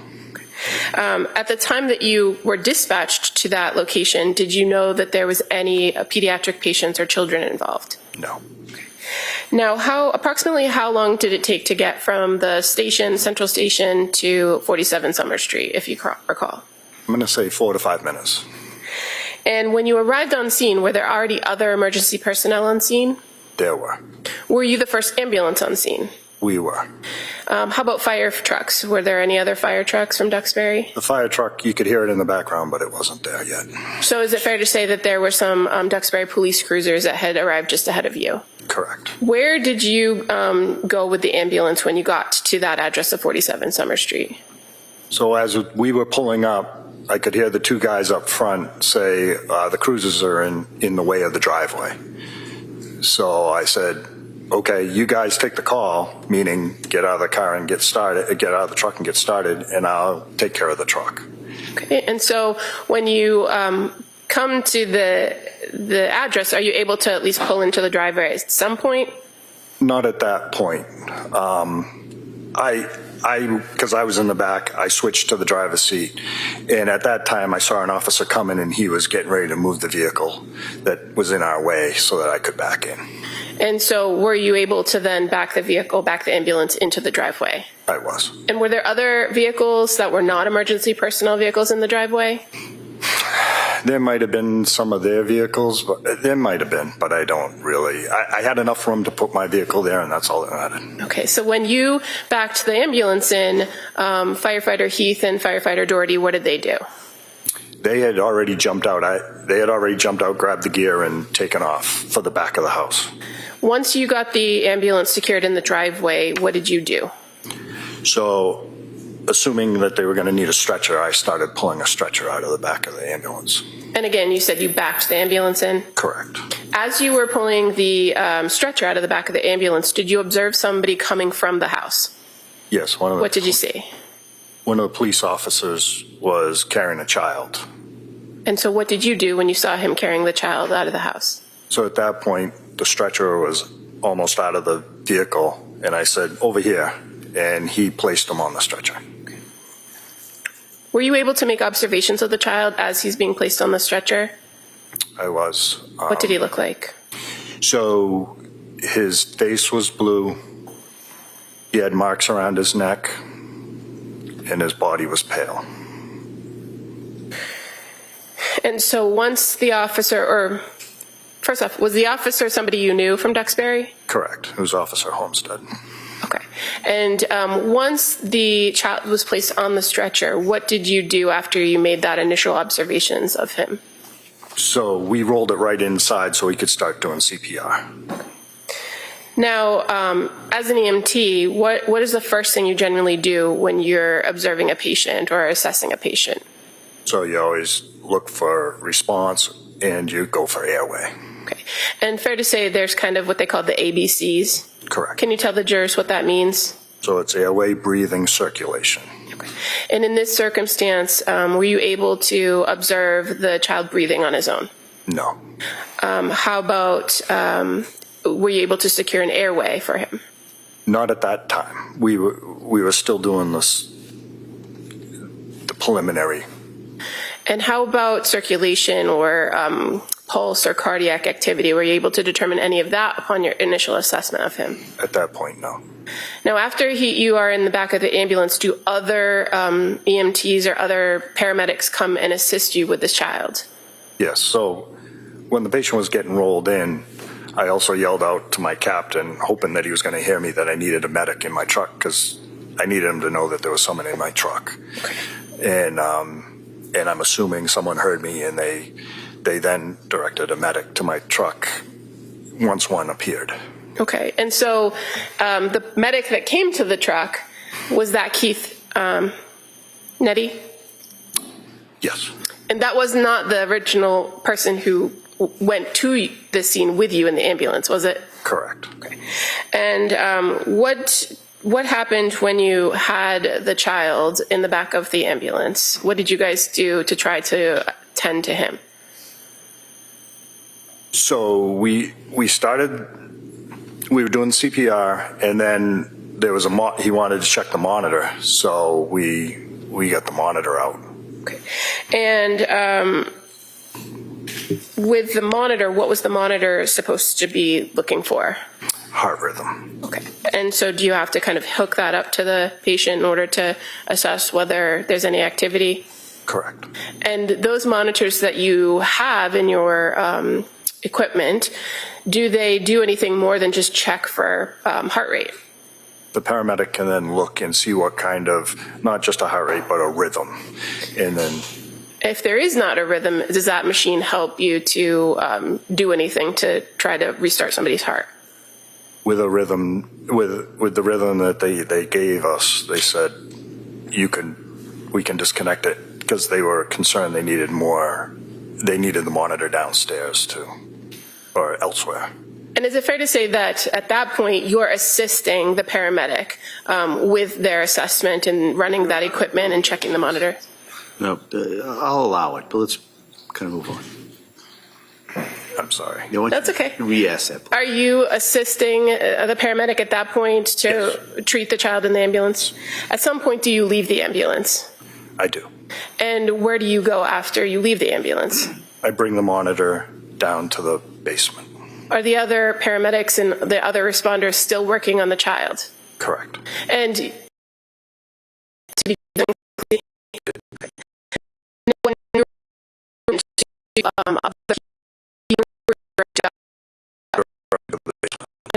basement. Because my cap, they said they needed equipment in the basement.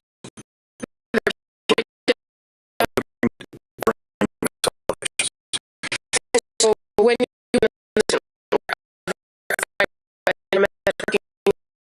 There were. Were you to make observations of those children? Not really. I mean, they weren't crying. Okay.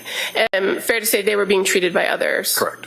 And so once you dropped off that equipment, did you go back outside? I did. And what ultimately was your role at the end of this call? What were you asked to do? I was asked to drive. So the ambulance that responded from Duxbury, that's ambulance number 1? Correct. Ambulance 1. Did you drive that ambulance to a hospital? Correct. Which hospital was that? I forget if it was the Jordan or the BI now, but it's the Plymouth Hospital. Here in Plymouth? Correct. And that was with Dawson Clancy in the back, correct? Correct. No further questions. Thank you. All right. Thank you. Attorney Remington? No questions. Enjoy your retirement. All right. Thank you, sir. Thank you.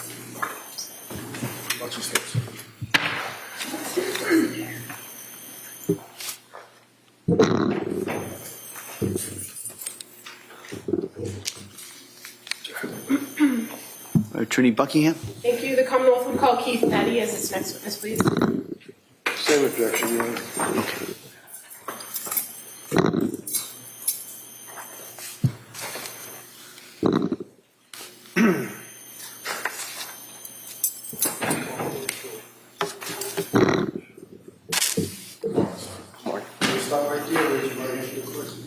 Good morning. Do solemnly swear that the testimony and the evidence you share to the court and the jury in the matter now coming between the Commonwealth and the defendant impartially and truthfully. Thank you, sir. You may have a seat. Watch your step, please. All right. Good morning, sir. Good morning. All right, counsel. Thank you. Good morning. Good morning. Could you please tell the jurors your first and last name, please? First name is Keith. Last name is Nettie, N-E-T-T-E. And where do you work, sir? I work for the Duxbury Fire Department. How long have you been with the Duxbury Fire Department? About 17 years. And currently working for the Duxbury Fire Department, what is your role? What do you do there? Right now, I'm a captain, shift commander. Okay. And are you a firefighter as well as a trained paramedic? Yes. At Duxbury Fire, you all work 24-hour shifts? Correct. If I draw your attention to January 24th, 2023, do you recall working a 24-hour shift that day? I was at home. Okay. And so what was the shift that you were working that week, if you remember? I believe I worked maybe 2 days prior. I don't really remember. Okay. So you were on a day off? Yes, correct. And how was it that you ended up being involved in the call at 47 Summer Street on January 24th? We were recalled from via a pager and a text message that there was an incident going on and that we were to respond. So can you explain to us how that works? So a tone goes off through dispatch that sends off a pager at our houses that alerts us. Then we also get text messages about the incident and then respond either to the station or to the scene, whichever they request. As a Duxbury firefighter, are part of your responsibilities to respond to these recalls? Yes. Is it a voluntary thing? Yes. So if you were indisposed or unavailable when a call went out or tone went out, would you be expected to respond to the scene? No. But in this case, on January 24th, just after 6 p.m., you heard that call go out, correct? Correct. And so then what did you do when you heard the call? I drove to the scene in my personal truck. When you got to the scene, what did you see? I saw police and fire vehicles, and then I walked up the driveway and walked into the back of the ambulance. Now, when you arrived and saw police, so that was Duxbury Police? Correct. And the fire personnel that was on scene, who was on scene, if you remember? I only saw 2 people on scene initially. That was Kevin Heath and Sergeant Homestead. Okay. And Sergeant Homestead is a Duxbury officer? Correct. Now, was there a Duxbury ambulance in the driveway when you pulled up? Yes. And before even getting past that ambulance, were you asked to assist? Yes. What did you see when you came to the back of that ambulance? I saw an officer, Sergeant Homestead, and Kevin Heath doing CPR on a child. Had you seen how the child ended up in the ambulance, or did you come after? I came after. Okay. Did you then help take over with treating that child in the back of the ambulance? Yes. What was your initial observation of the patient? What did he look like? Blue, white, non-responsive, not breathing, no pulse. And this particular patient, did you come to learn him to be the child named Dawson Clancy? Yes. And he was approximately 3 years old? Yes. What kind of treatment did you and the paramedic Heath offer to Dawson in the back of the ambulance? What did you do? We tried to start an IV, but then we also started an IO, which is kind of like an IV. Tried intubation, which is an advanced airway, medications, and continued CPR. So an IV, that's just putting a needle into somebody and trying to pump fluids in medicine, correct? Correct. Tell us what an IO is. An IO is interosseous, which is basically into the bone marrow on the lower leg. So what do you do to try to enter an IO? Usually we have a drill, but we had a manual one instead. So what do you do with the manual drill to enter the IO? You just twist, and then it goes into the bone. And what bone do you attempt to do this in? And were you able to enter that IO into Dawson? Yes. What is the purpose of the IO versus the IV? If the patient has difficult access, which pediatrics do. And in this circumstance, what kinds of medication were you trying to deliver through the IO to Dawson? Epinephrine. What's the purpose of epinephrine? Basically kind of helps to restart the heart. And at this point, he had no heart activity? Correct. You also mentioned attempts to intubate. Can you tell us what that means? So intubation is an advanced airway where you put a tube into the airway to secure it to deliver high flow oxygen. Were you able to intubate Dawson? Yes, Kevin Heath did. And what do you do when you enter the tool to intubate? You go into the mouth and you do a motion of pulling up to see the vocal cords so you can pass the tube through. And what do you attach to the tube to try to increase the breath? Oxygen and BVM, which is basically you're squeezing a bag. So BVM would stand for bag valve mask? Correct. While you were treating Dawson and doing the airway, intubating him, giving him the medicines, were you able to observe anything about the area of his neck? Yes. What did you observe about his neck? Dark red marks around his neck.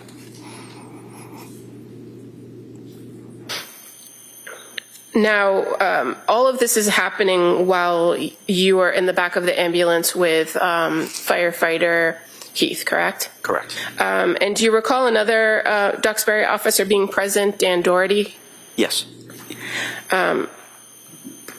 Eventually, was that ambulance then sent to the local hospital? Yes. Which hospital did you guys go to? BI Plymouth. On the ride to the hospital, did you ever get a pulse for Dawson? No. Were you ever able to resume breathing using that method with the bag valve mask? No. The efforts to give him the medication, the epinephrine, did it ever do anything to start his heart? No. When you arrived at the Beth Israel Hospital emergency department, tell us how you transferred the care of the patient. We wheeled the stretcher in. We went into the first room which is trauma 1 and trauma 2. We move the patient over to their bed and then transfer care. While you were at the emergency department at Beth Israel, did you see another child from that same home come in? I did. And what department brought them in? What fire department? Marshfield. Did you do anything to assist Marshfield when they came through the emergency department? I assisted in compressions when they were getting the child out of the ambulance. And is that something that is ongoing during when you're trying to transfer care to the emergency staff? Yes.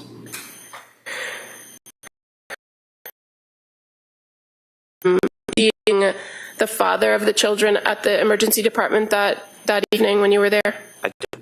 And you came in to Dr. Clancy? Correct. Of him at the Sad, and yeah, just basically visually upset. Did you do anything yourself to assist him when he was there? I assisted to get a chair in case he needed to sit down.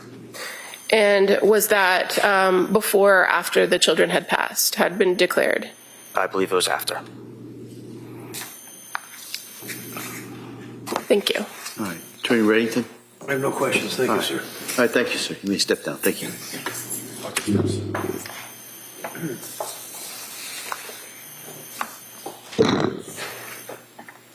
The Commonwealth would call Patrick Dwyer as its next witness. Same objection for the record. Okay.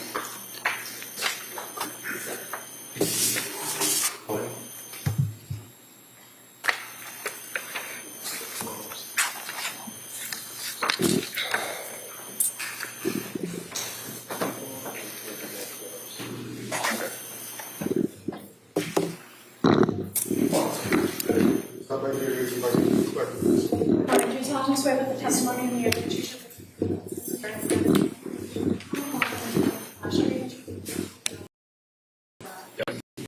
take a seat, sir.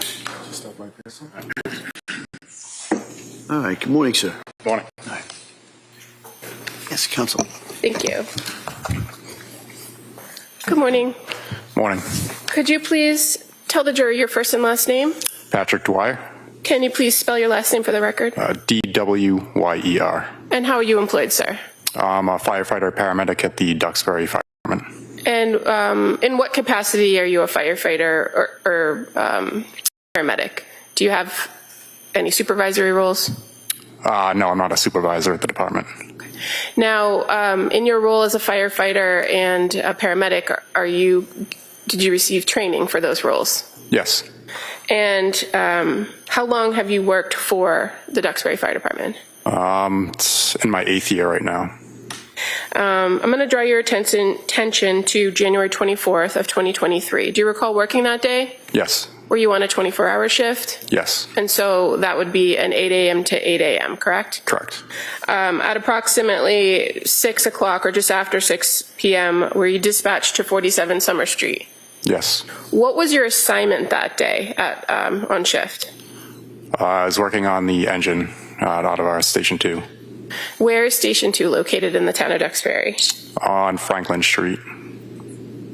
When the dispatch came in to 47 Summer Street, do you know approximately how long it took you to get from Station 2 to the location? A few minutes. Who was working with you at Station 2 that day? Jennifer Stratton. What were each of your designated roles? I believe Jen was driving the engine, and I was in the officer's seat. Now, at Station 2 in Duxbury, is it normal for just two of you to be on shift at that station at any given time? Yes, correct. And fair to say there are other firefighters and paramedics that are on staff at the central station, correct? Correct. And in this dispatch, you at Station 2 on the engine were dispatched to 47 Summer Street, correct? That's correct. When you received the dispatch, did you have any information that there had been children involved? No, we did not. When you got to the scene, what did you see?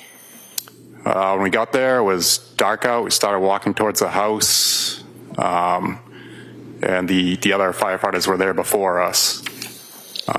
Then we were directed to go to the basement.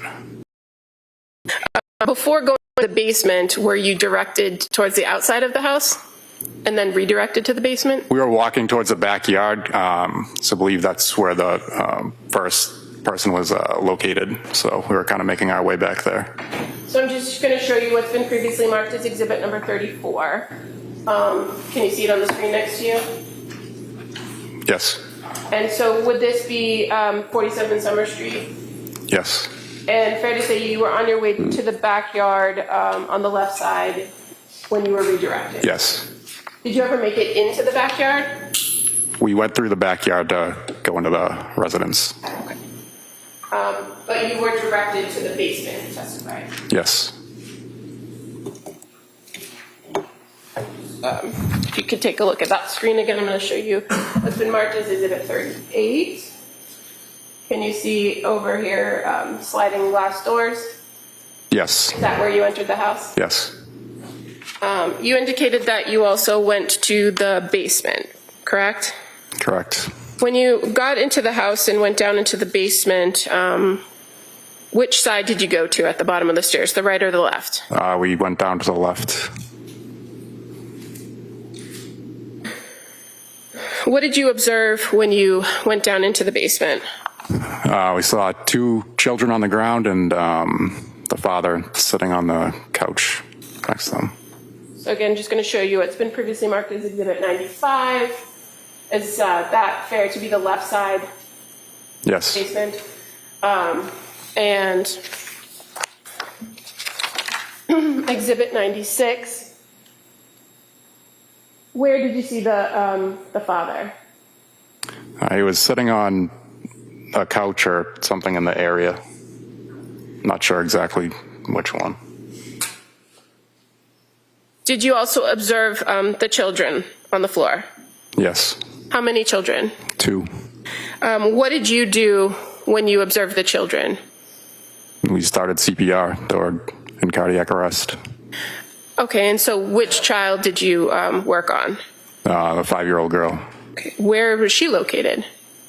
On the floor in that room.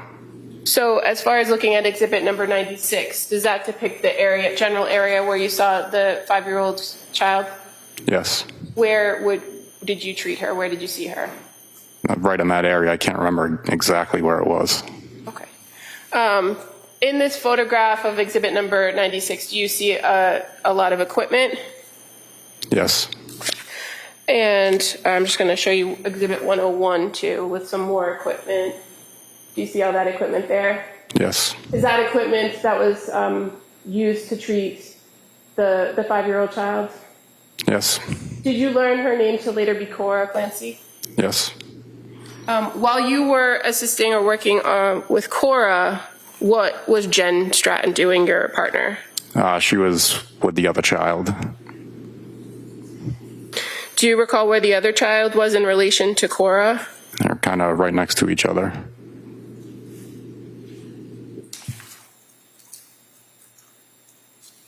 So again, showing you exhibit number 96, if you look to the middle of the photograph, there's a red spot on the floor. Is that a fair place where Cora was? Yes.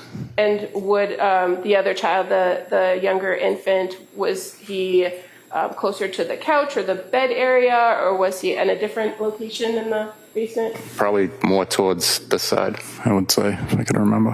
When you say this side, what do you see in the picture to depict where? Probably closer to the cardiac monitor. Okay, and can you tell us which is the cardiac monitor? Is it here at the bottom? Yes, that piece of equipment right there. And again, in exhibit 101, can you see the cardiac monitor a little better? Yes. Where is it in this photograph? Right there.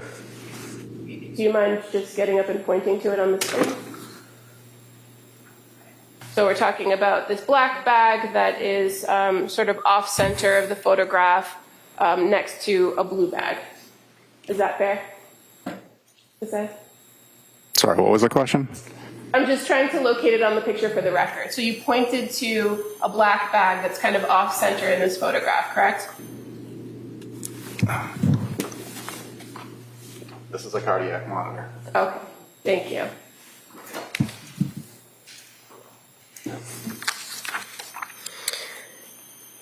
When you started to treat Cora, what were your observations of her when you came upon her? I noticed she kind of looked like she had some burst blood vessels around her eyes. Did you make any observations of the color of her skin? It was kind of pale, bluish. When you approach the patient, what's the first thing that you do to assess them? I check for breathing, check for a pulse. Did she have a pulse? No. Was she breathing? No. And when you're doing those things, are you able to make observations of the area around their face, like their nose and their mouth? Yes. In this circumstance with Cora, did you notice anything around her mouth? Around her mouth? Not that I can recall.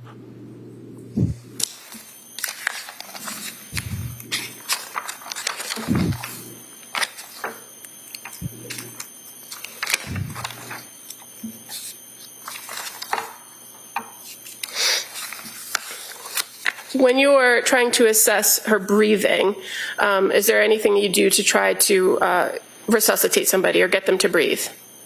Yes, we would use a bag valve mask to help them breathe. Did you do that for Cora? Eventually, when we got the equipment down there, yes.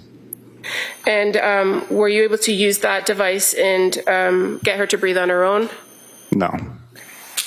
And while you're utilizing that bag valve mask, fair to say you're in close contact and making observations of the patient's face and mouth, correct?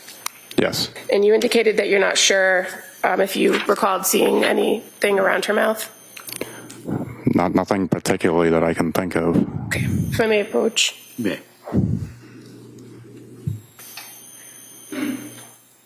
Just going to show you page 9, and if you could read that 17 through 19 to yourself.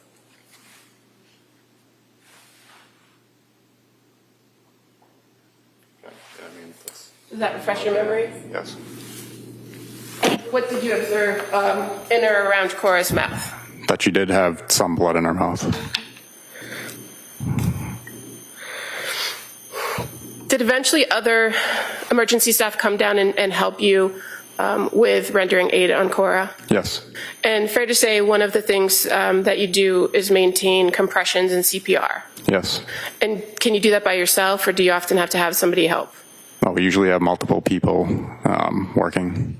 And in this circumstance with the treatment of Cora, other people came in and helped you with those things? Yes. Were you eventually able to prepare her to leave the basement area?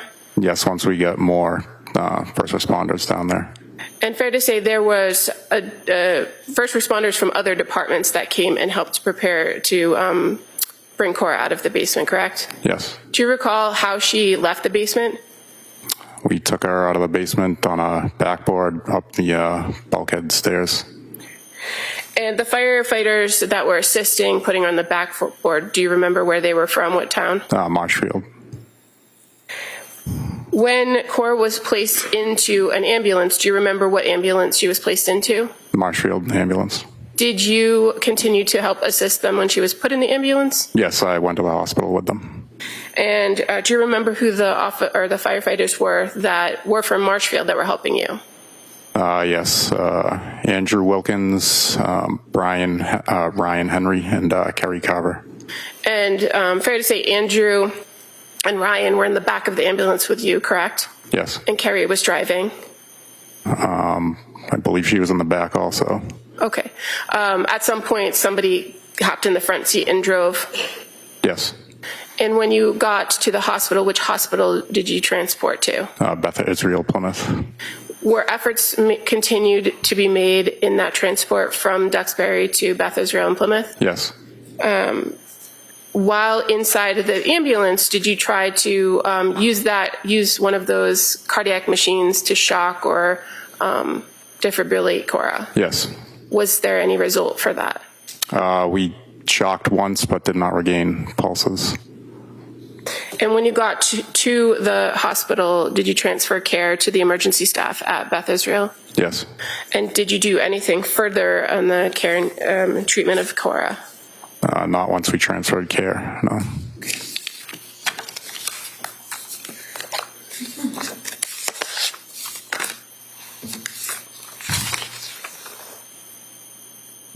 And nothing further.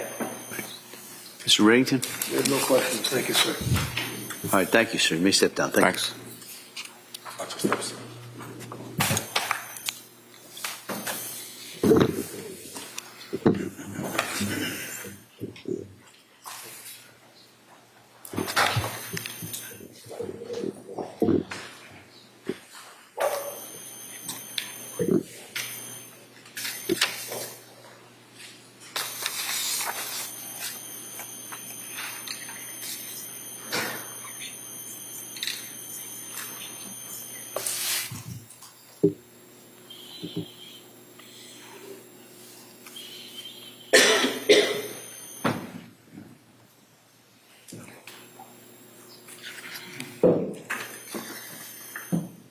Attorney Sprague? Commonwealth calls Jennifer Stratton.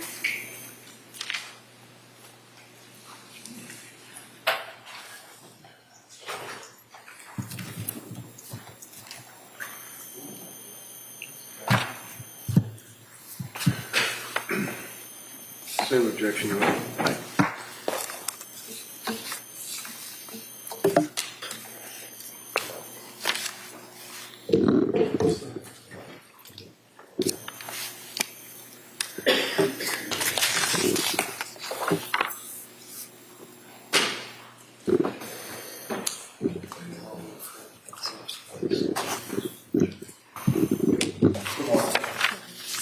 Stop right here. Raise your right hand for the question.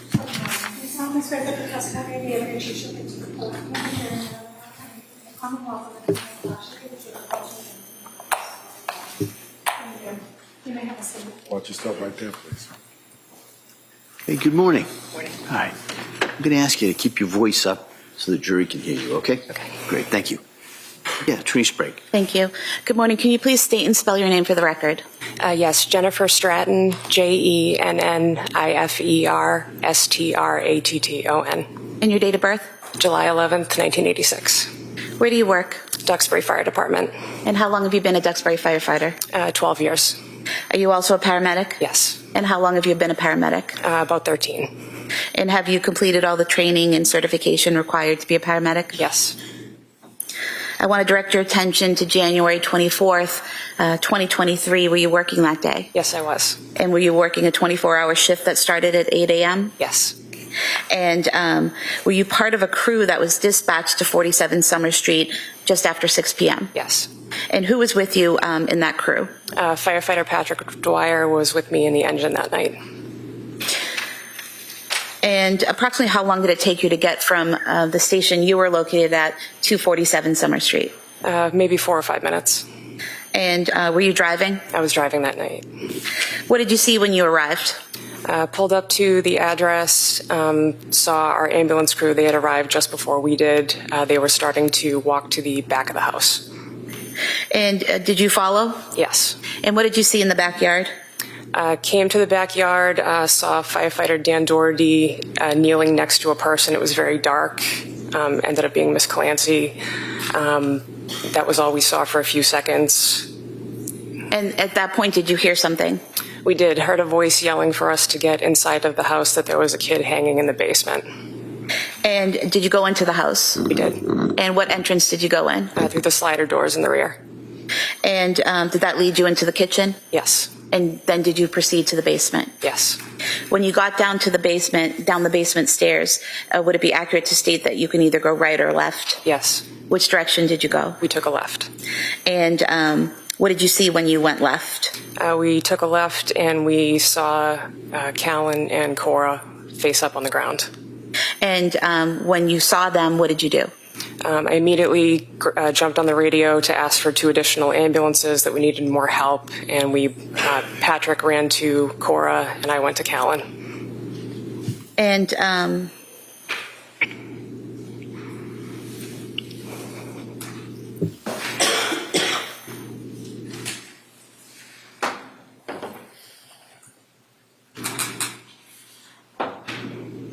showing you what's been marked as Exhibit 100.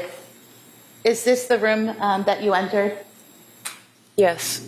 And where was Cora, to your memory? Cora was just to the left in this picture, and Callan was just to the right. And when you say just to the left, are you putting over towards the equipment against the wall in the picture? Yes. And when you say to the right, are you pointing to the area to the right of the dresser? Yes. And showing you Exhibit 98. Is that the area where Callan was found? Yes. And close up, Exhibit 99. You see the pajamas there, the stethoscope, and the blue exercise band? Yes. Do you recall removing Callan's pajamas to treat him? I did, yes.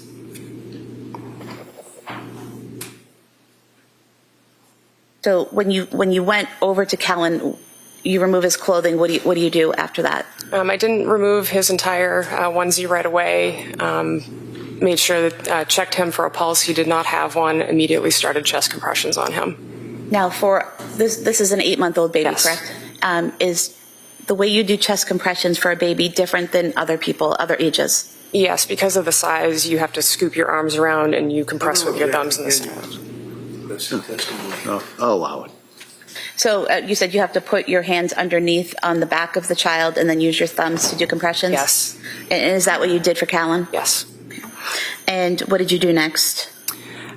Continued CPR on him until more help and hands started to arrive on scene. We had an off-duty firefighter, Tom Brandt, come in, and he started to assist me. He took over compressions briefly while more help started to arrive. When Brandt took over chest compressions, what did you do? At that point, someone had brought down a bag valve mask to help us deliver oxygen to the child, and we started delivering oxygen to the child. And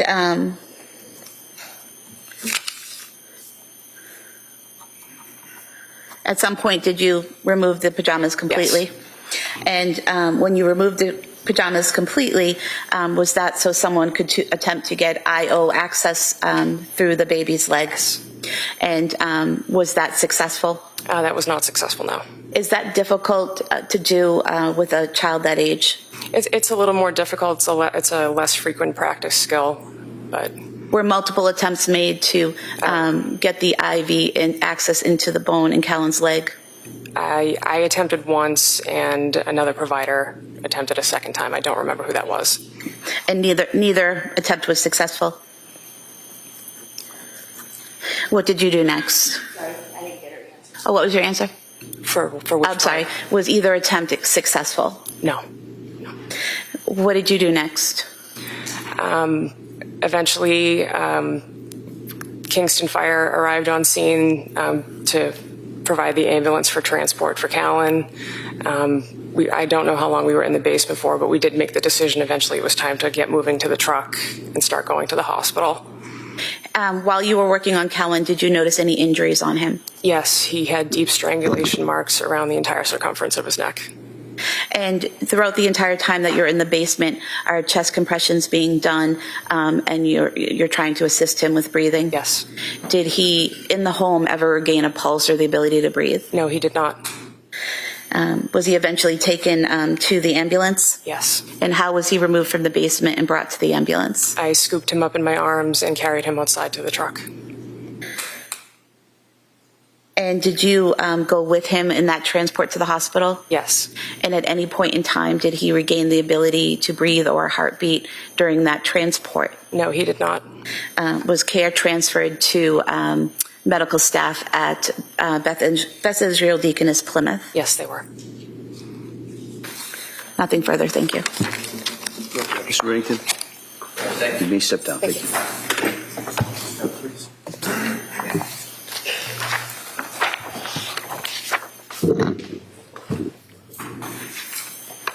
Thank you.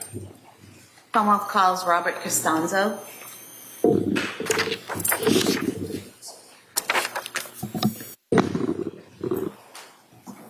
We approach the sidebar, please. Sure, yeah.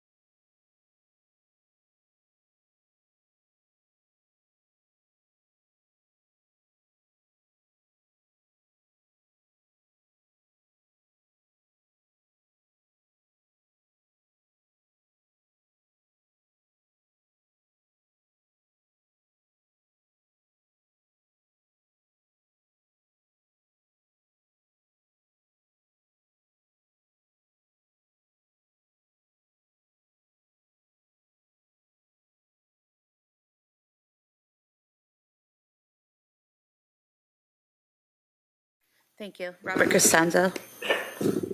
Right this way.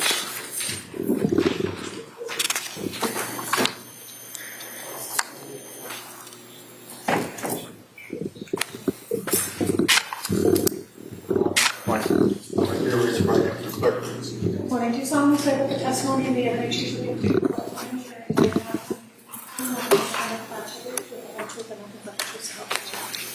Thank you, sir. You may have a seat. All right, good morning, sir. Morning. If I may? Yes, please. Thank you. Good morning. Can you please state and spell your name for the record? It's Robert Costanzo, Costanzo. And your date of birth, please. 4/24/1985. Where do you work? Pembroke Fire Department. And how long have you been a Pembroke firefighter? I've been there since 2011. And are you also a paramedic? I am. How long have you been a paramedic? I've been with Pembroke since 2011, and I started in EMS in 2006. And have you done all the training and certification required to be a paramedic? Yes. I want to direct your attention to January 24th, 2023. Were you working that day? Yes, I was. And were you working an overtime shift that day? Yes. What was your role on that shift? I was assigned to the ambulance. And at some point after 6 p.m. that day, was there a call put out by Duxbury Fire Department for mutual aid? Yes. And being members of the Pembroke Fire Department, did you respond to that request for mutual aid? Yes, we did. Who responded? It was me and my partner, Who was your partner? Dan Smith. And did you go in an ambulance or some type of engine? An ambulance. And did you respond to the area of 47 Summer Street? Yes, we did. And approximately how long did it take you to get there? Between 5 and 8 minutes. When you arrived, what did you see? There were multiple pieces of equipment, other ambulances, police cars. When you arrived, were you directed to the backyard? Yes. And did you see a patient there in the backyard? Yes, we did. And where was she located? She was on the ground with a Duxbury firefighter. She was already C-spined on a long board with a collar. She was unresponsive but breathing on the ground. And did you learn her name was Lindsay Clancy? Yes. And when you say she was already on a board with a C-spine, what type of equipment are we talking about? And if you could just explain to the jurors. So it's just a long flat board that we use to secure people when there's possible spinal injury. And she already had the collar on her neck. They had already started treatment prior to our arrival. So they had her all secured to the long backboard with the collar applied. And did you notice anything about her wrists at that time? Yes, her wrists were bandaged previously, assuming some kind of injury. There was no active bleeding or anything through the bandage. It was just, but her wrists were bandaged. Was it white bandaging? Yes. And so nothing was seeping through to your eye? Did you see anything on her neck area? She had some superficial lacerations that we could see around the collar, but we don't typically remove equipment after it's already been placed. So I didn't investigate any further than that. There was no active bleeding that I could see, so we just left it alone. So there was, even with the collar, there was nothing, no blood flowing out of the collar or pooling around her or anything like that? Correct. Was she breathing? She was. Was she responsive? No. Was she making any noise at all? She was moaning and groaning, but no words, no verbal response. Did you bring her to your ambulance? Yes, we did. And when you got to the ambulance, what was your role? I was the tech in charge, so we did as much of an assessment as we could without removing her from the board to look for any further injuries. Other than the injuries that the Duxbury Fire Department had already found, we didn't find any further injuries. And then we continued with treatment, vital signs, and such. When you did the assessment, did you look at her head? Yes. Were there any cuts or bumps or dents that you noticed in her head? Not that we noticed, no. What about her arms other than the bandaging on her wrists? Were there any cuts, obvious broken bones or injuries to her arms or her hands? No obvious broken bones or anything, no. And you said you were the tech. What does that mean? I was the medic that was in charge. medic that's in charge, or you're the medic in charge. Okay. So I was the medic in charge. And was anyone else in the back of the ambulance with you treating Ms. Clancy? Yes, my partner, Dan Smith. Who was driving the ambulance, if you recall? It was our deputy chief, Jim Shea. And do you recall which hospital you went to? South Shore Hospital. While you're, well, let me ask you, how long approximately did it take you to get from 47 Summer Street in Duxbury to South Shore Hospital? It's typically about, from Pembroke, it would be about 15 minutes, so it would be a little bit longer than that. I'm not sure the exact time, so probably maybe 18 minutes. Okay. And while you're in that transport, in the back of the ambulance, after you've done this examination of Lindsay Clancy to see if there are any other injuries, what do you do next? So we would start treatment. So we started putting 2 IVs as a precaution, and any other treatment that was needed. So we noticed that her pupils were constricted, and she was unresponsive. So we treated for a potential opioid overdose. We gave 2 milligrams of Narcan, and she seemed to become a little bit more agitated, trying to grab, reaching out with her arms, but no verbal communication. She never fully woke up. And have you given Narcan to individuals in the past in your role as a paramedic? Yes, I have. What is the typical reaction when you give a patient Narcan? It depends on the drug that they took or the amount of drugs that they took, but depending on what they take, their respirations will go up, their pupils will get a little bigger, sometimes they fully wake up. We know who they are, who's referred to? The patient. Yeah.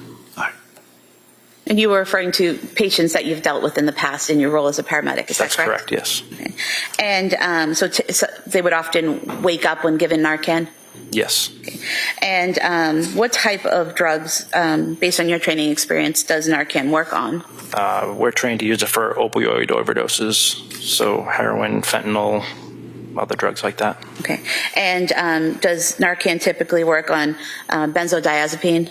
We are not trained to use it for anything other than opioids. Okay. And when you gave Lindsay Clancy the Narcan, she did not wake up, correct? No. Did you provide any other care to Lindsay Clancy on the way to the hospital? Just continued to monitor her vitals and make sure there was no decline. And once you arrived at the hospital, did you transfer her care to the hospital staff? Yes, we did. No other questions? All right. So you're not trained in Narcan on benzodiazepines, is that correct? Yeah, we don't give it for benzodiazepines. And in any event, when you gave Narcan to the body that was laying on the ground, and she had already been wrapped up on her wrist, right? That's correct. Already been wrapped up, had the thing on the neck to prevent the head from moving, right? That's correct. And also had bandages perhaps on her neck area, I'm not sure. There were no bandages that I could see because the collar blocks, most of it I could see. There are some holes in the collar that we could see some superficial lacerations through, but there was no active bleeding. Her wrists were already bandaged, so we don't take the bandages off after they're on. Okay. And there was no blood screws. I ask the questions, you can answer them, okay? Narcan administered to Lindsay Clancy on the ground, yes? In the ambulance, but yes. And there was no reaction. It didn't have any effect on her, right? She appeared to become a little bit more, she started reaching and grabbing a little bit more than she was before. That's consistent as well with a person who's had a head injury, right? Could be. Yeah. So in any event, the Narcan that you're trained would be dealing with opioids, right? Yes, that's correct. Now, did you know, sir, at all that she suffered a burst fracture of a cervical spine? Did you know that, sir? No. T5 through T6, T4, 6, 7, 8, all exploded, fractured. Did you know that? No. Did you know that there was hemorrhaging into her body, that she fractured every rib in her body? No.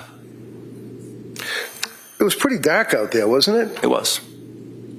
Did you obviously administer aid to her, or did you also have a flashlight on your head, or were you holding a flashlight, or what? She was already packaged. She was already on the longboard and everything, so we picked her up, put her on the stretcher, and moved out of the backyard into the ambulance. So how long did you handle, if you will, her while she was laying there? On scene, we were only on scene for, I think it was 7 minutes, total on scene from the time that we... Chaotic? Yes. And it was dark in the backyard, right? Yes. There was no exterior lighting, nothing on the house that was lit up like spotlights or anything, right? That's correct. No flashlights, right? No. And you scrutinized a hole in the thing that goes around the neck when someone has a head injury, especially a cervical injury, thoracic injuries. You scrutinized a hole that noted that there was a superficial wound to her neck. That's all we could see through the side of the collar. Who's we? Me and my partner. Was your partner scrutinizing the hole as well? The hole, I don't know. You said there's a hole in that, and the thing that goes around the neck. Yeah, there's holes in the collar that you can see through. Right, and you were scrutinizing. You were looking through it, right? Yeah. You told the jury you saw Yes. superficial cut of the neck, right? Yes. Did your partner look through the hole as well? And you've talked about your testimony with the district attorneys in the past, haven't you? Yes. One of the things that they asked you is whether or not it appeared as though the injuries to her neck or wrist were superficial. Isn't that right? Yes. And other than looking through the little hole in the thing around her neck in the dark, you didn't see her neck after that was removed, did you? No. That's all I have. Commonwealth, redirect. Sir, after the 7 minutes that you were in the dark backyard, you were then in an ambulance for 18 minutes with the patient, correct? That's correct. And there's lighting in the ambulance, correct? There is. And during those 18 minutes in the well-lit ambulance, did you ever see blood seeping through the bandages on her wrists? No. During those 18 minutes in the well-lit ambulance, did you ever see blood pooling around her neck or flowing from the neck? No. Thank you. All right. Anything further? No. Okay. Thank you, sir. You may sit down. Thank you.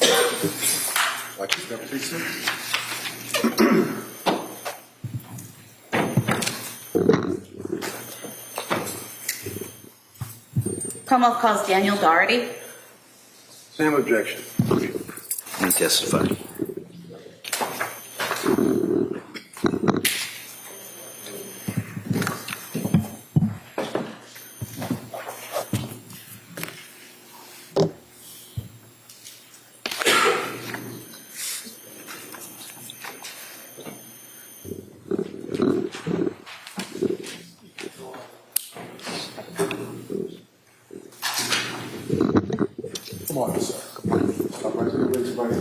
Good morning. Do you solemnly swear that the testimony and the evidence you shall give to the court, the image and the matter now pending between the Commonwealth and the defendant shall be the truth, the whole truth, and nothing but the truth, so help you God. Thank you. You may have a seat, sir. Watch yourself, please. All right. Good morning, sir. Good morning. All right. Thank you. Good morning. Can you please state and spell your name for the record? Daniel Doherty, Dougherty. And your date of birth? 8/27/1986. Where do you work? Duxbury Fire Department. How long have you been with the Duxbury Fire Department? 5.5 years, full time. Are you also a paramedic? Yes. And how long have you been a paramedic? 4 years. And have you completed all the training and education and certification required to be a paramedic? Yes.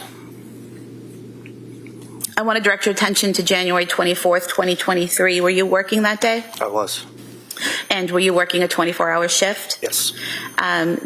What was your role that day on shift? Firefighter, paramedic. And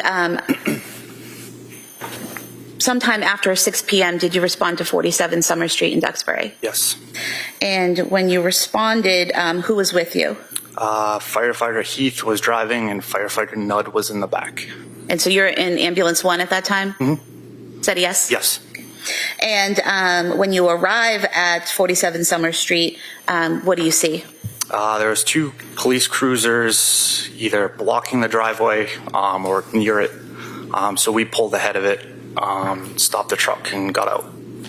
And did you head to get equipment and head to the backyard? Yes.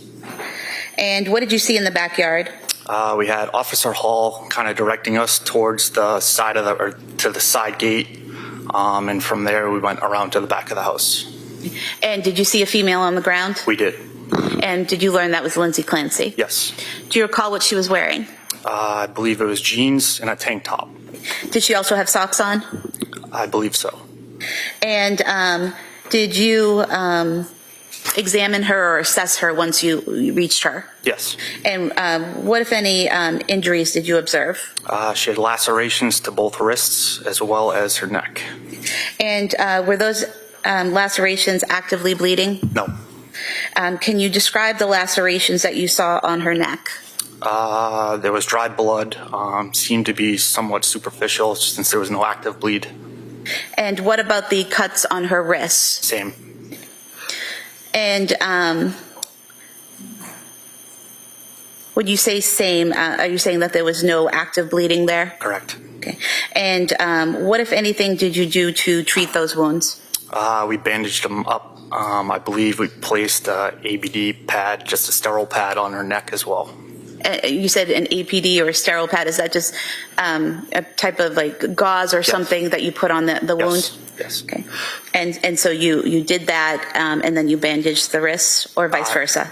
It was the wrist first, I believe, but we did secure the airway first before bandaging her wrist. Okay. So when you first arrived, is she breathing on her own? She was. Was she responsive? Somewhat. What does that mean? Not totally responsive. Pretty much to painful stimuli. And what is painful stimuli? As we were moving her, she somewhat regained consciousness on us.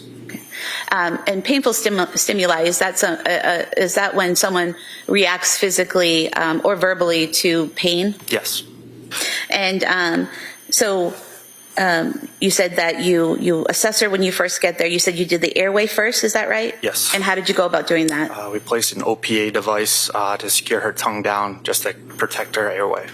What's an OPA device? It's a plastic device that depresses the tongue just to keep the airway open.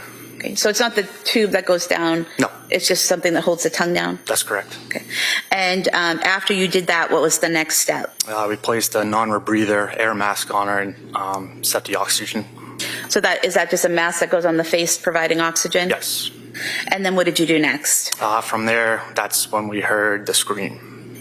And so did you bandage the neck and the wrist before the breathing, securing the breathing, or after? That was after. Okay, so just to be clear, first is securing the tongue down, putting the oxygen mask on, and then you did the bandaging? That came later, yes. Later, okay. So was the bandaging before or after you heard the screams? That was after. Okay. So when you hear the screaming, what, if anything, do you do? I looked at Captain Hussey and Firefighter Heath, and we kind of all looked at each other, trying to figure out what was going on. Okay. And did any of you leave the area after hearing the screaming? Captain Hussey did. Firefighter Heath went to go get a backboard for the patient. Okay. And did you stay with Lindsay Clancy? I did. Okay. And then is it at that point that you do the bandaging, or after you get the backboard? Kevin was gone for a while, so that's when I started bandaging up her wrists. Okay. And did he eventually return with the backboard? He did not. So you bandage the wrists, what happens next? I believe it was Officer Hall came to the backyard. He asked if I needed anything. I told him the board, kind of gave him a direction of where in the truck it was, and then he also left to go grab that for me. And when you say the board, are you referring to the backboard? Yes. And did he return with the backboard? Yes. And was Miss Clancy loaded onto the backboard? She was. And who assisted you with that? It was Officer Hall, I believe, and our retired deputy. And is there a process that you follow when placing someone onto a board to ensure that that you don't cause further damage? Yes. And what is that process? Just C-spine precautions. So you secure the neck and kind of make sure that it's immobilized as you kind of move the patient. So what did you do to secure her neck? We had someone at her neck. I don't remember who it was. Just kind of hold steady that her neck didn't move in the process. Okay. And then did you follow that protocol, the C-spine protocol, to safely put her onto the backboard? Yes. Okay. And at some point was a collar placed around her neck? I believe so, yes. And then what happened next? I believe I got on the radio and asked our captain who was transporting first, because we knew that there was multiple patients at that point. Okay. And what were you told? Pembroke was on its way in. They may have just arrived, and she was going with Pembroke. Okay. And were you part of the team that transported her from the backyard to the Pembroke ambulance? Yes. And did you help load her into the Pembroke ambulance? Yes. And did you go with them during that transport? I did not.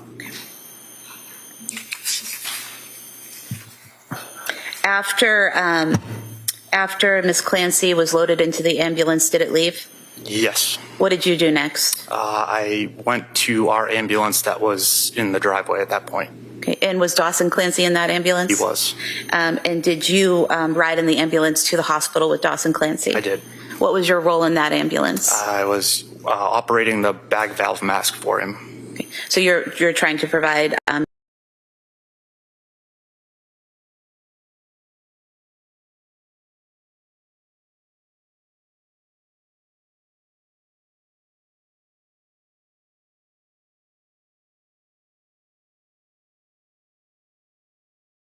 Are you an EMT, a paramedic, or Paramedic. Paramedic.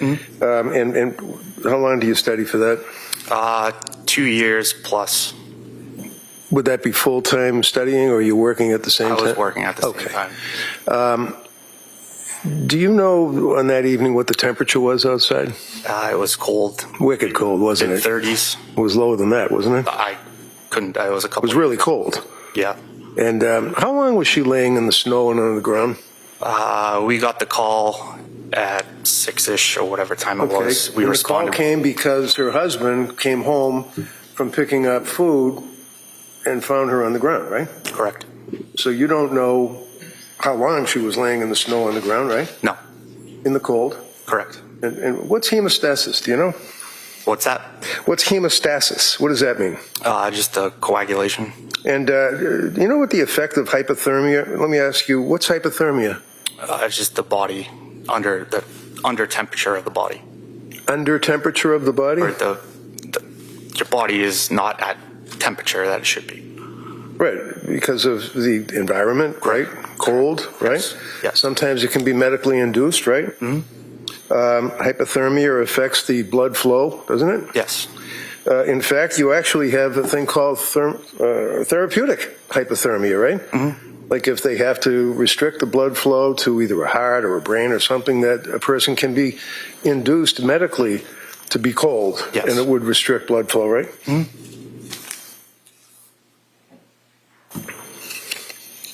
So all these questions about whether or not there's blood seeping through the wrist bandages and whether or not there's blood through the holes on the neck brace, you don't know what effect the hypothermia, if any, had on that, would you? No. Thank you, sir. That's all I have. Redirect.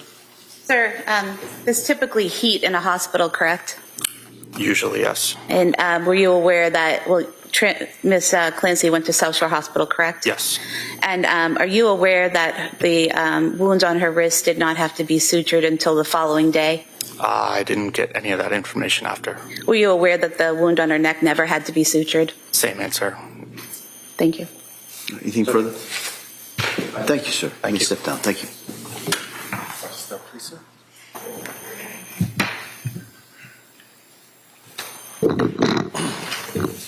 Commonwealth calls Vincent Cahill.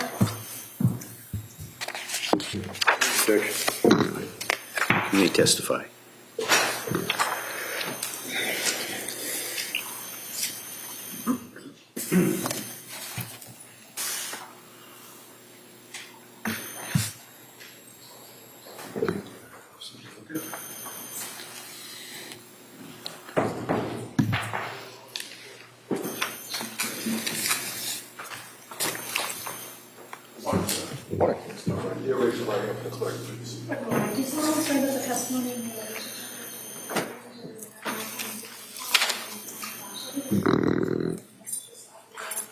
Thank you, sir. You may have a seat. Step, please, sir. All right, good morning, sir. Morning, all right. Sure.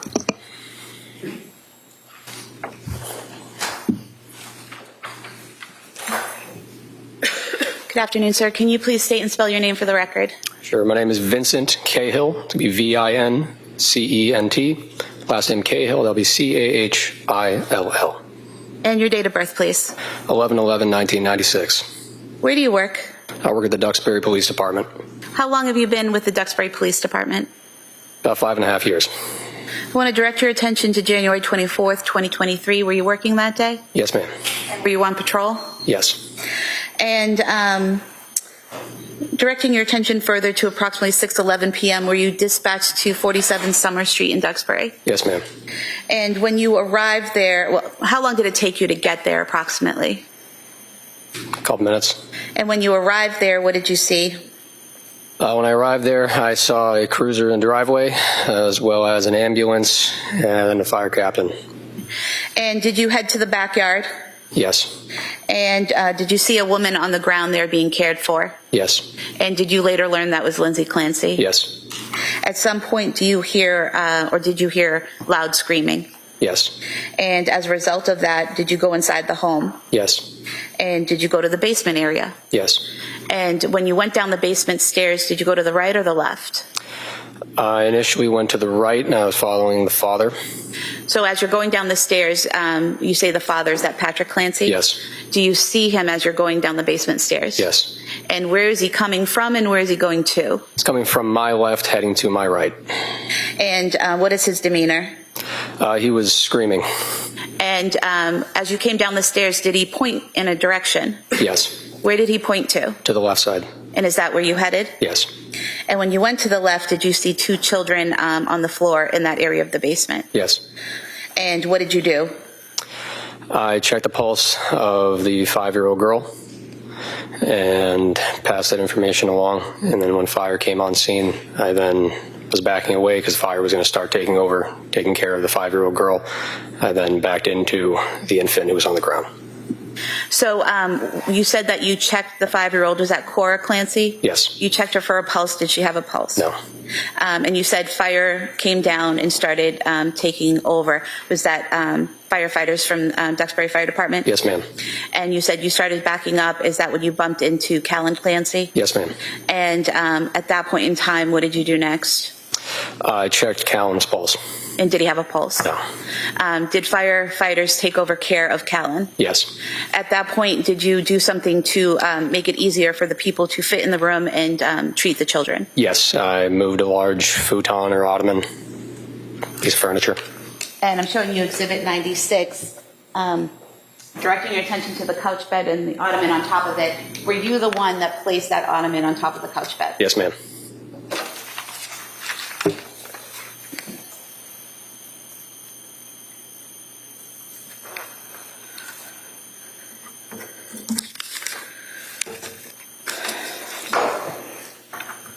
After that, were you asked to help get some equipment for the children? Yes. And did you do that? Yes. And did you bring the equipment to the basement? Yes. And after that, did you assist with getting Cora to the ambulance? I assisted with rescue breaths with Cora as well as CPR. I aided with Officer Josephine. And how were you doing the rescue breaths and the CPR? I was using a bag valve mask. Myself and Officer Josephine were timing it every couple seconds. It was 15 seconds. I was doing rescue breaths on Cora. Okay. And at some point, she's taken out of the basement into an ambulance, correct? Yes. Did you assist with that? I don't recall. And at any point, did she regain a pulse or ability to breathe while you were helping to assist her? Oh. At some point in time, were you given the task of monitoring who came into the scene and who left the scene throughout the night? Yes. And showing you what's entitled Crime Scene Entry and Exit Log. Is this the form that you were in charge of? Just documenting every time someone came to the scene or left the scene. Yes, ma'am. If I could have this marked as the next exhibit, please. Any objection? No. All right, that may be admitted. I have nothing further. Thank you. Counsel? No. All right, thank you, sir. Thank you, Your Honor. Thank you. Your Honor, if we may approach sidebar. Sure.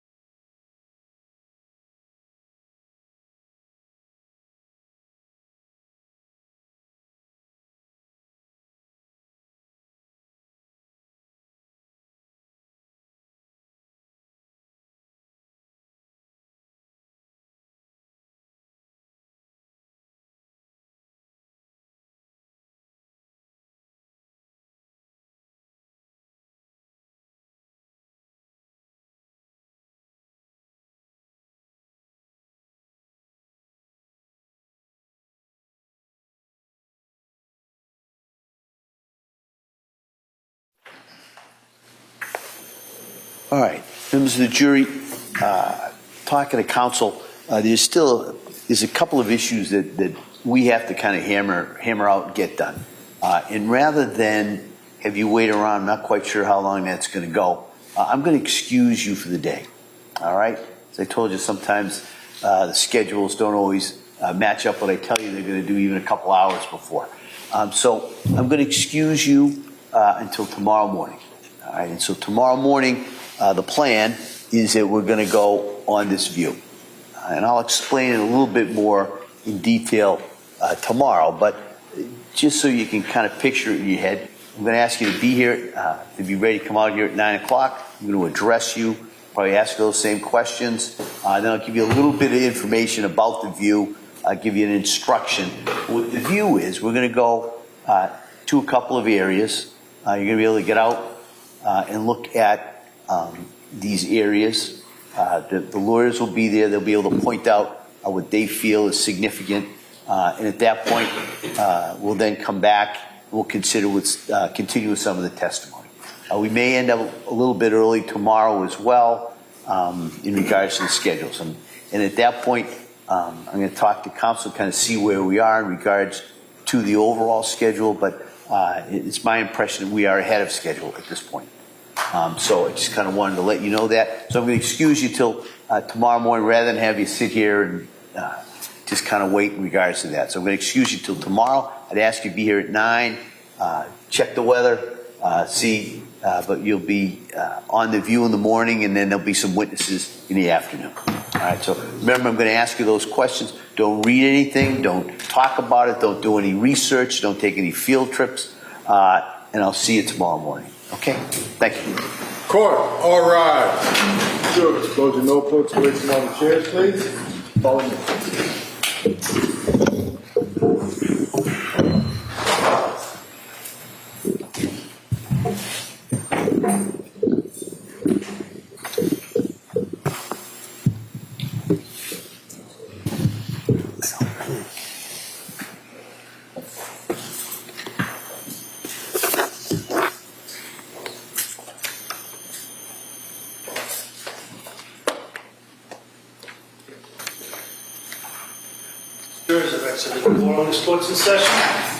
All right.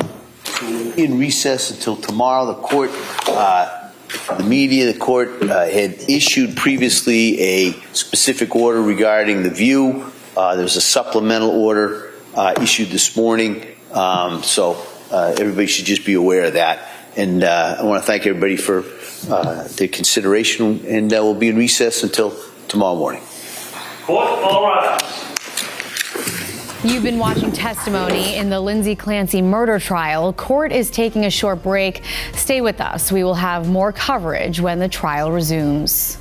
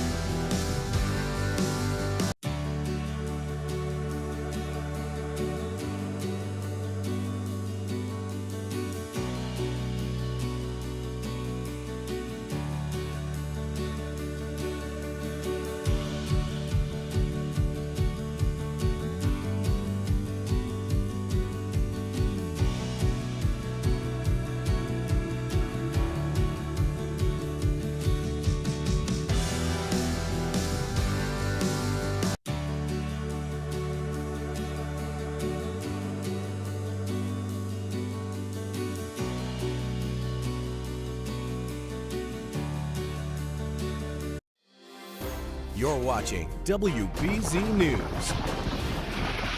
More extreme weather. Look at that, a tornado ripping the roof right off a building in Maryland. The National Weather Service confirmed 4 separate tornadoes touched down Tuesday night. While there was damage, thankfully no reports of any injuries. Back to our next weather now. Jason is here and all over the place, Jason. Severe weather from the Midwest down to the Mid-Atlantic. And of course, we got all that drenching rain. What's next?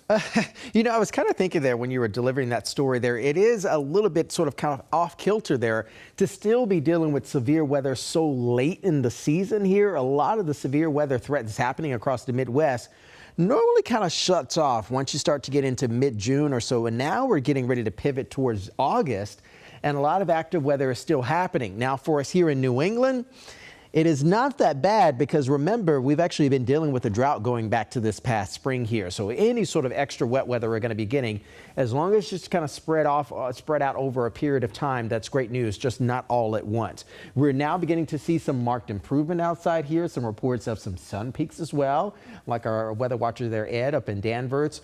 The numbers just have been absolutely unprecedented there. You're talking about 3 to 4 to even 5+ inches of rain, just under 6 right now. So the faucet is not necessarily shutting off completely.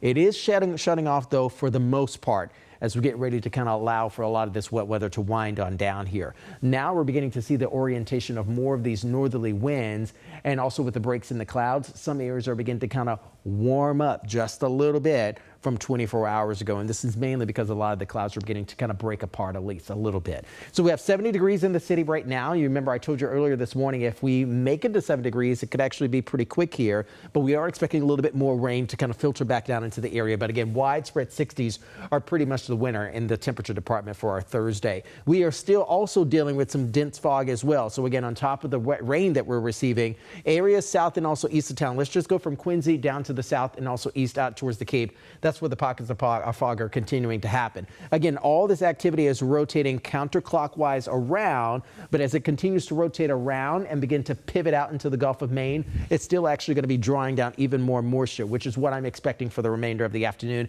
and likely for tomorrow as well. This is still sort of the bullseye of very heavy rain. We're still dealing with a lot of flooding issues down there. And again, that's kind of been sort of the thorn in our sides here going back to earlier this year. You remember when Providence had sort of the highest snowpack, highest snowfall event from this past winter's blizzard? They've just been getting doused with rain since the springtime. So an additional 1/10 up to 2 inches of rain is going to be expected in and around Boston, but again, some points may be a little bit more elevated. This is the futurecast, folks. This is showing what's going to happen here. Again, more moisture is going to be coming down, filtering into the area there. We'll have some breaks in the clouds overnight tonight, but look at this. By tomorrow midday into the afternoon, still drawing down a little bit of moisture. So heading down to the south shore of the Cape for tomorrow afternoon, just keep that top of mind if you're going to be traveling down there. There is great news as we move towards the first full weekend of August here, Chris. We'll be back into the 80s with a little bit more sunshine, but also with a little bit more wet weather next week. All right, Jason, thank you. Hey, Boston City Council considering tightening leash laws. This morning, Councilor Ed Flynn led a hearing on animal control, leash law compliance, and dog licensing. He's calling for more enforcement of existing laws over Zoom. Members of the public testified about the dangers their animals faced. One Brookline woman says her dog was seriously injured and lost his sight after a neighbor's off-leash dog attacked it last month. We are on a journey of trying to figure out our new normal while having to continue to live on the same floor as the dog that caused these severe injuries. Malteser and I continue our journey, but the trauma is overbearing most days. A leash may have changed that outcome. Yeah, the city says there's been a 50% increase in calls for animal control services since 2020. Hundreds of volunteers spent the morning stuffing thousands of backpacks in a Cradles to Crayons event at Agganis Arena. The organization helps provide clothes and school supplies to more than 70,000 children in the state. Back-to-school expenses this year expected to average more than $850 per child. Up next on WBZ News, Dana-Farber's president and CEO on the power of the PanMass Challenge. How money raised for research helped scientists discover a breakthrough treatment for pancreatic cancer. I love This these is- boxes. Yes, and this one's about summer fun, which Okay. we all want to jump into. Limited quantity, they sell out fast, and I'm going to start you off with this. This is an eye therapy wand, red light therapy, vibrating massage. And heat. This, if you go to their actual website, $99. This box actually has a value of $388.79. All right, moving on. Oh, this is a super deal. Yes, Miami Breeze. This was a 4-piece hair kit. Uh-huh. This is for the summer. Your hair's dry, your hair's frizzy. This is going to give it the hydration you need. Then we have got our Glowissima. This is the ultimate radiance face cream. We Shout know out this to the brand. Glowissima girls. I absolutely love this sea moss serum. This actually has Irish sea moss in it, which is rich in minerals, lots of great vitamins. That's this right. is give us that nice glow. Now we have watermelon. Watermelon Hey is now. loaded with antioxidants. Okay. This also has hyaluronic acid. Put it on the body. Get that skin nice and plump and wonderful. Our Yuzu 3-in-1 foaming cleanser. This is amazing. You put it on, it cleans the face, gets rid of the makeup, and exfoliates. I need that. Korean beauty. We've got our Gotex. This is a 30% off. And we've got a waterproof case that That's we love great. and a tumbler. So again, $99, which is absolutely This is one of the best boxes ever. To get this deal and more, scan the QR code at the top of your screen or head to cbsdeals.com to start shopping now.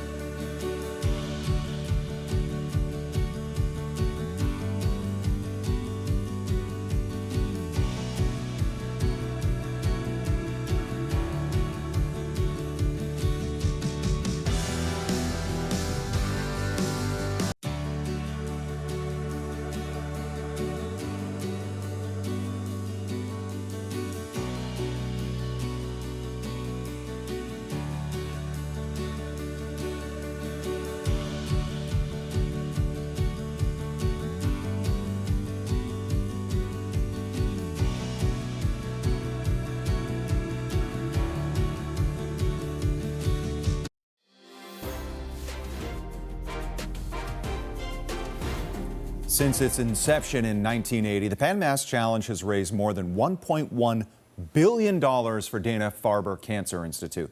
That PMC funding really makes a huge difference in research, treatment, and of course, patient outcomes. Dana-Farber president and CEO and 8-year rider, Dr. Ben Ebert, sat down with our own Lisa Hughes. It influences pretty much everything we do here, including the ability to recruit the best cancer doctors and scientists anywhere in the world. and it enables them to take on the most challenging, audacious projects that are difficult to fund any other way. And those are often the projects that lead to these transformational breakthroughs that were hard to even imagine ever happening years ago. Like Dr. Brian Wolpin's research into pancreatic cancer. It's received PMC funding for more than 20 years. We have a breakthrough drug now in clinical trials led by Dr. Wolpin that is more than doubling survival for pancreatic cancer. Since 2020, more than half of all FDA-approved cancer drugs have a connection to Dana-Farber. Dana-Farber has the highest scientific output per investigator of any institution in the world. And I think that is in large part because we have this flexible support from the PMC, over $1.1 billion since 1980. Dr. Ebert contributes to that staggering fundraising total as a PMC rider. What difference does it make in your life? You know, the PMC is, as you know, as a long-term rider, it is, like you said, an amazing community. You see people riding in honor of loved ones, of friends and family. You see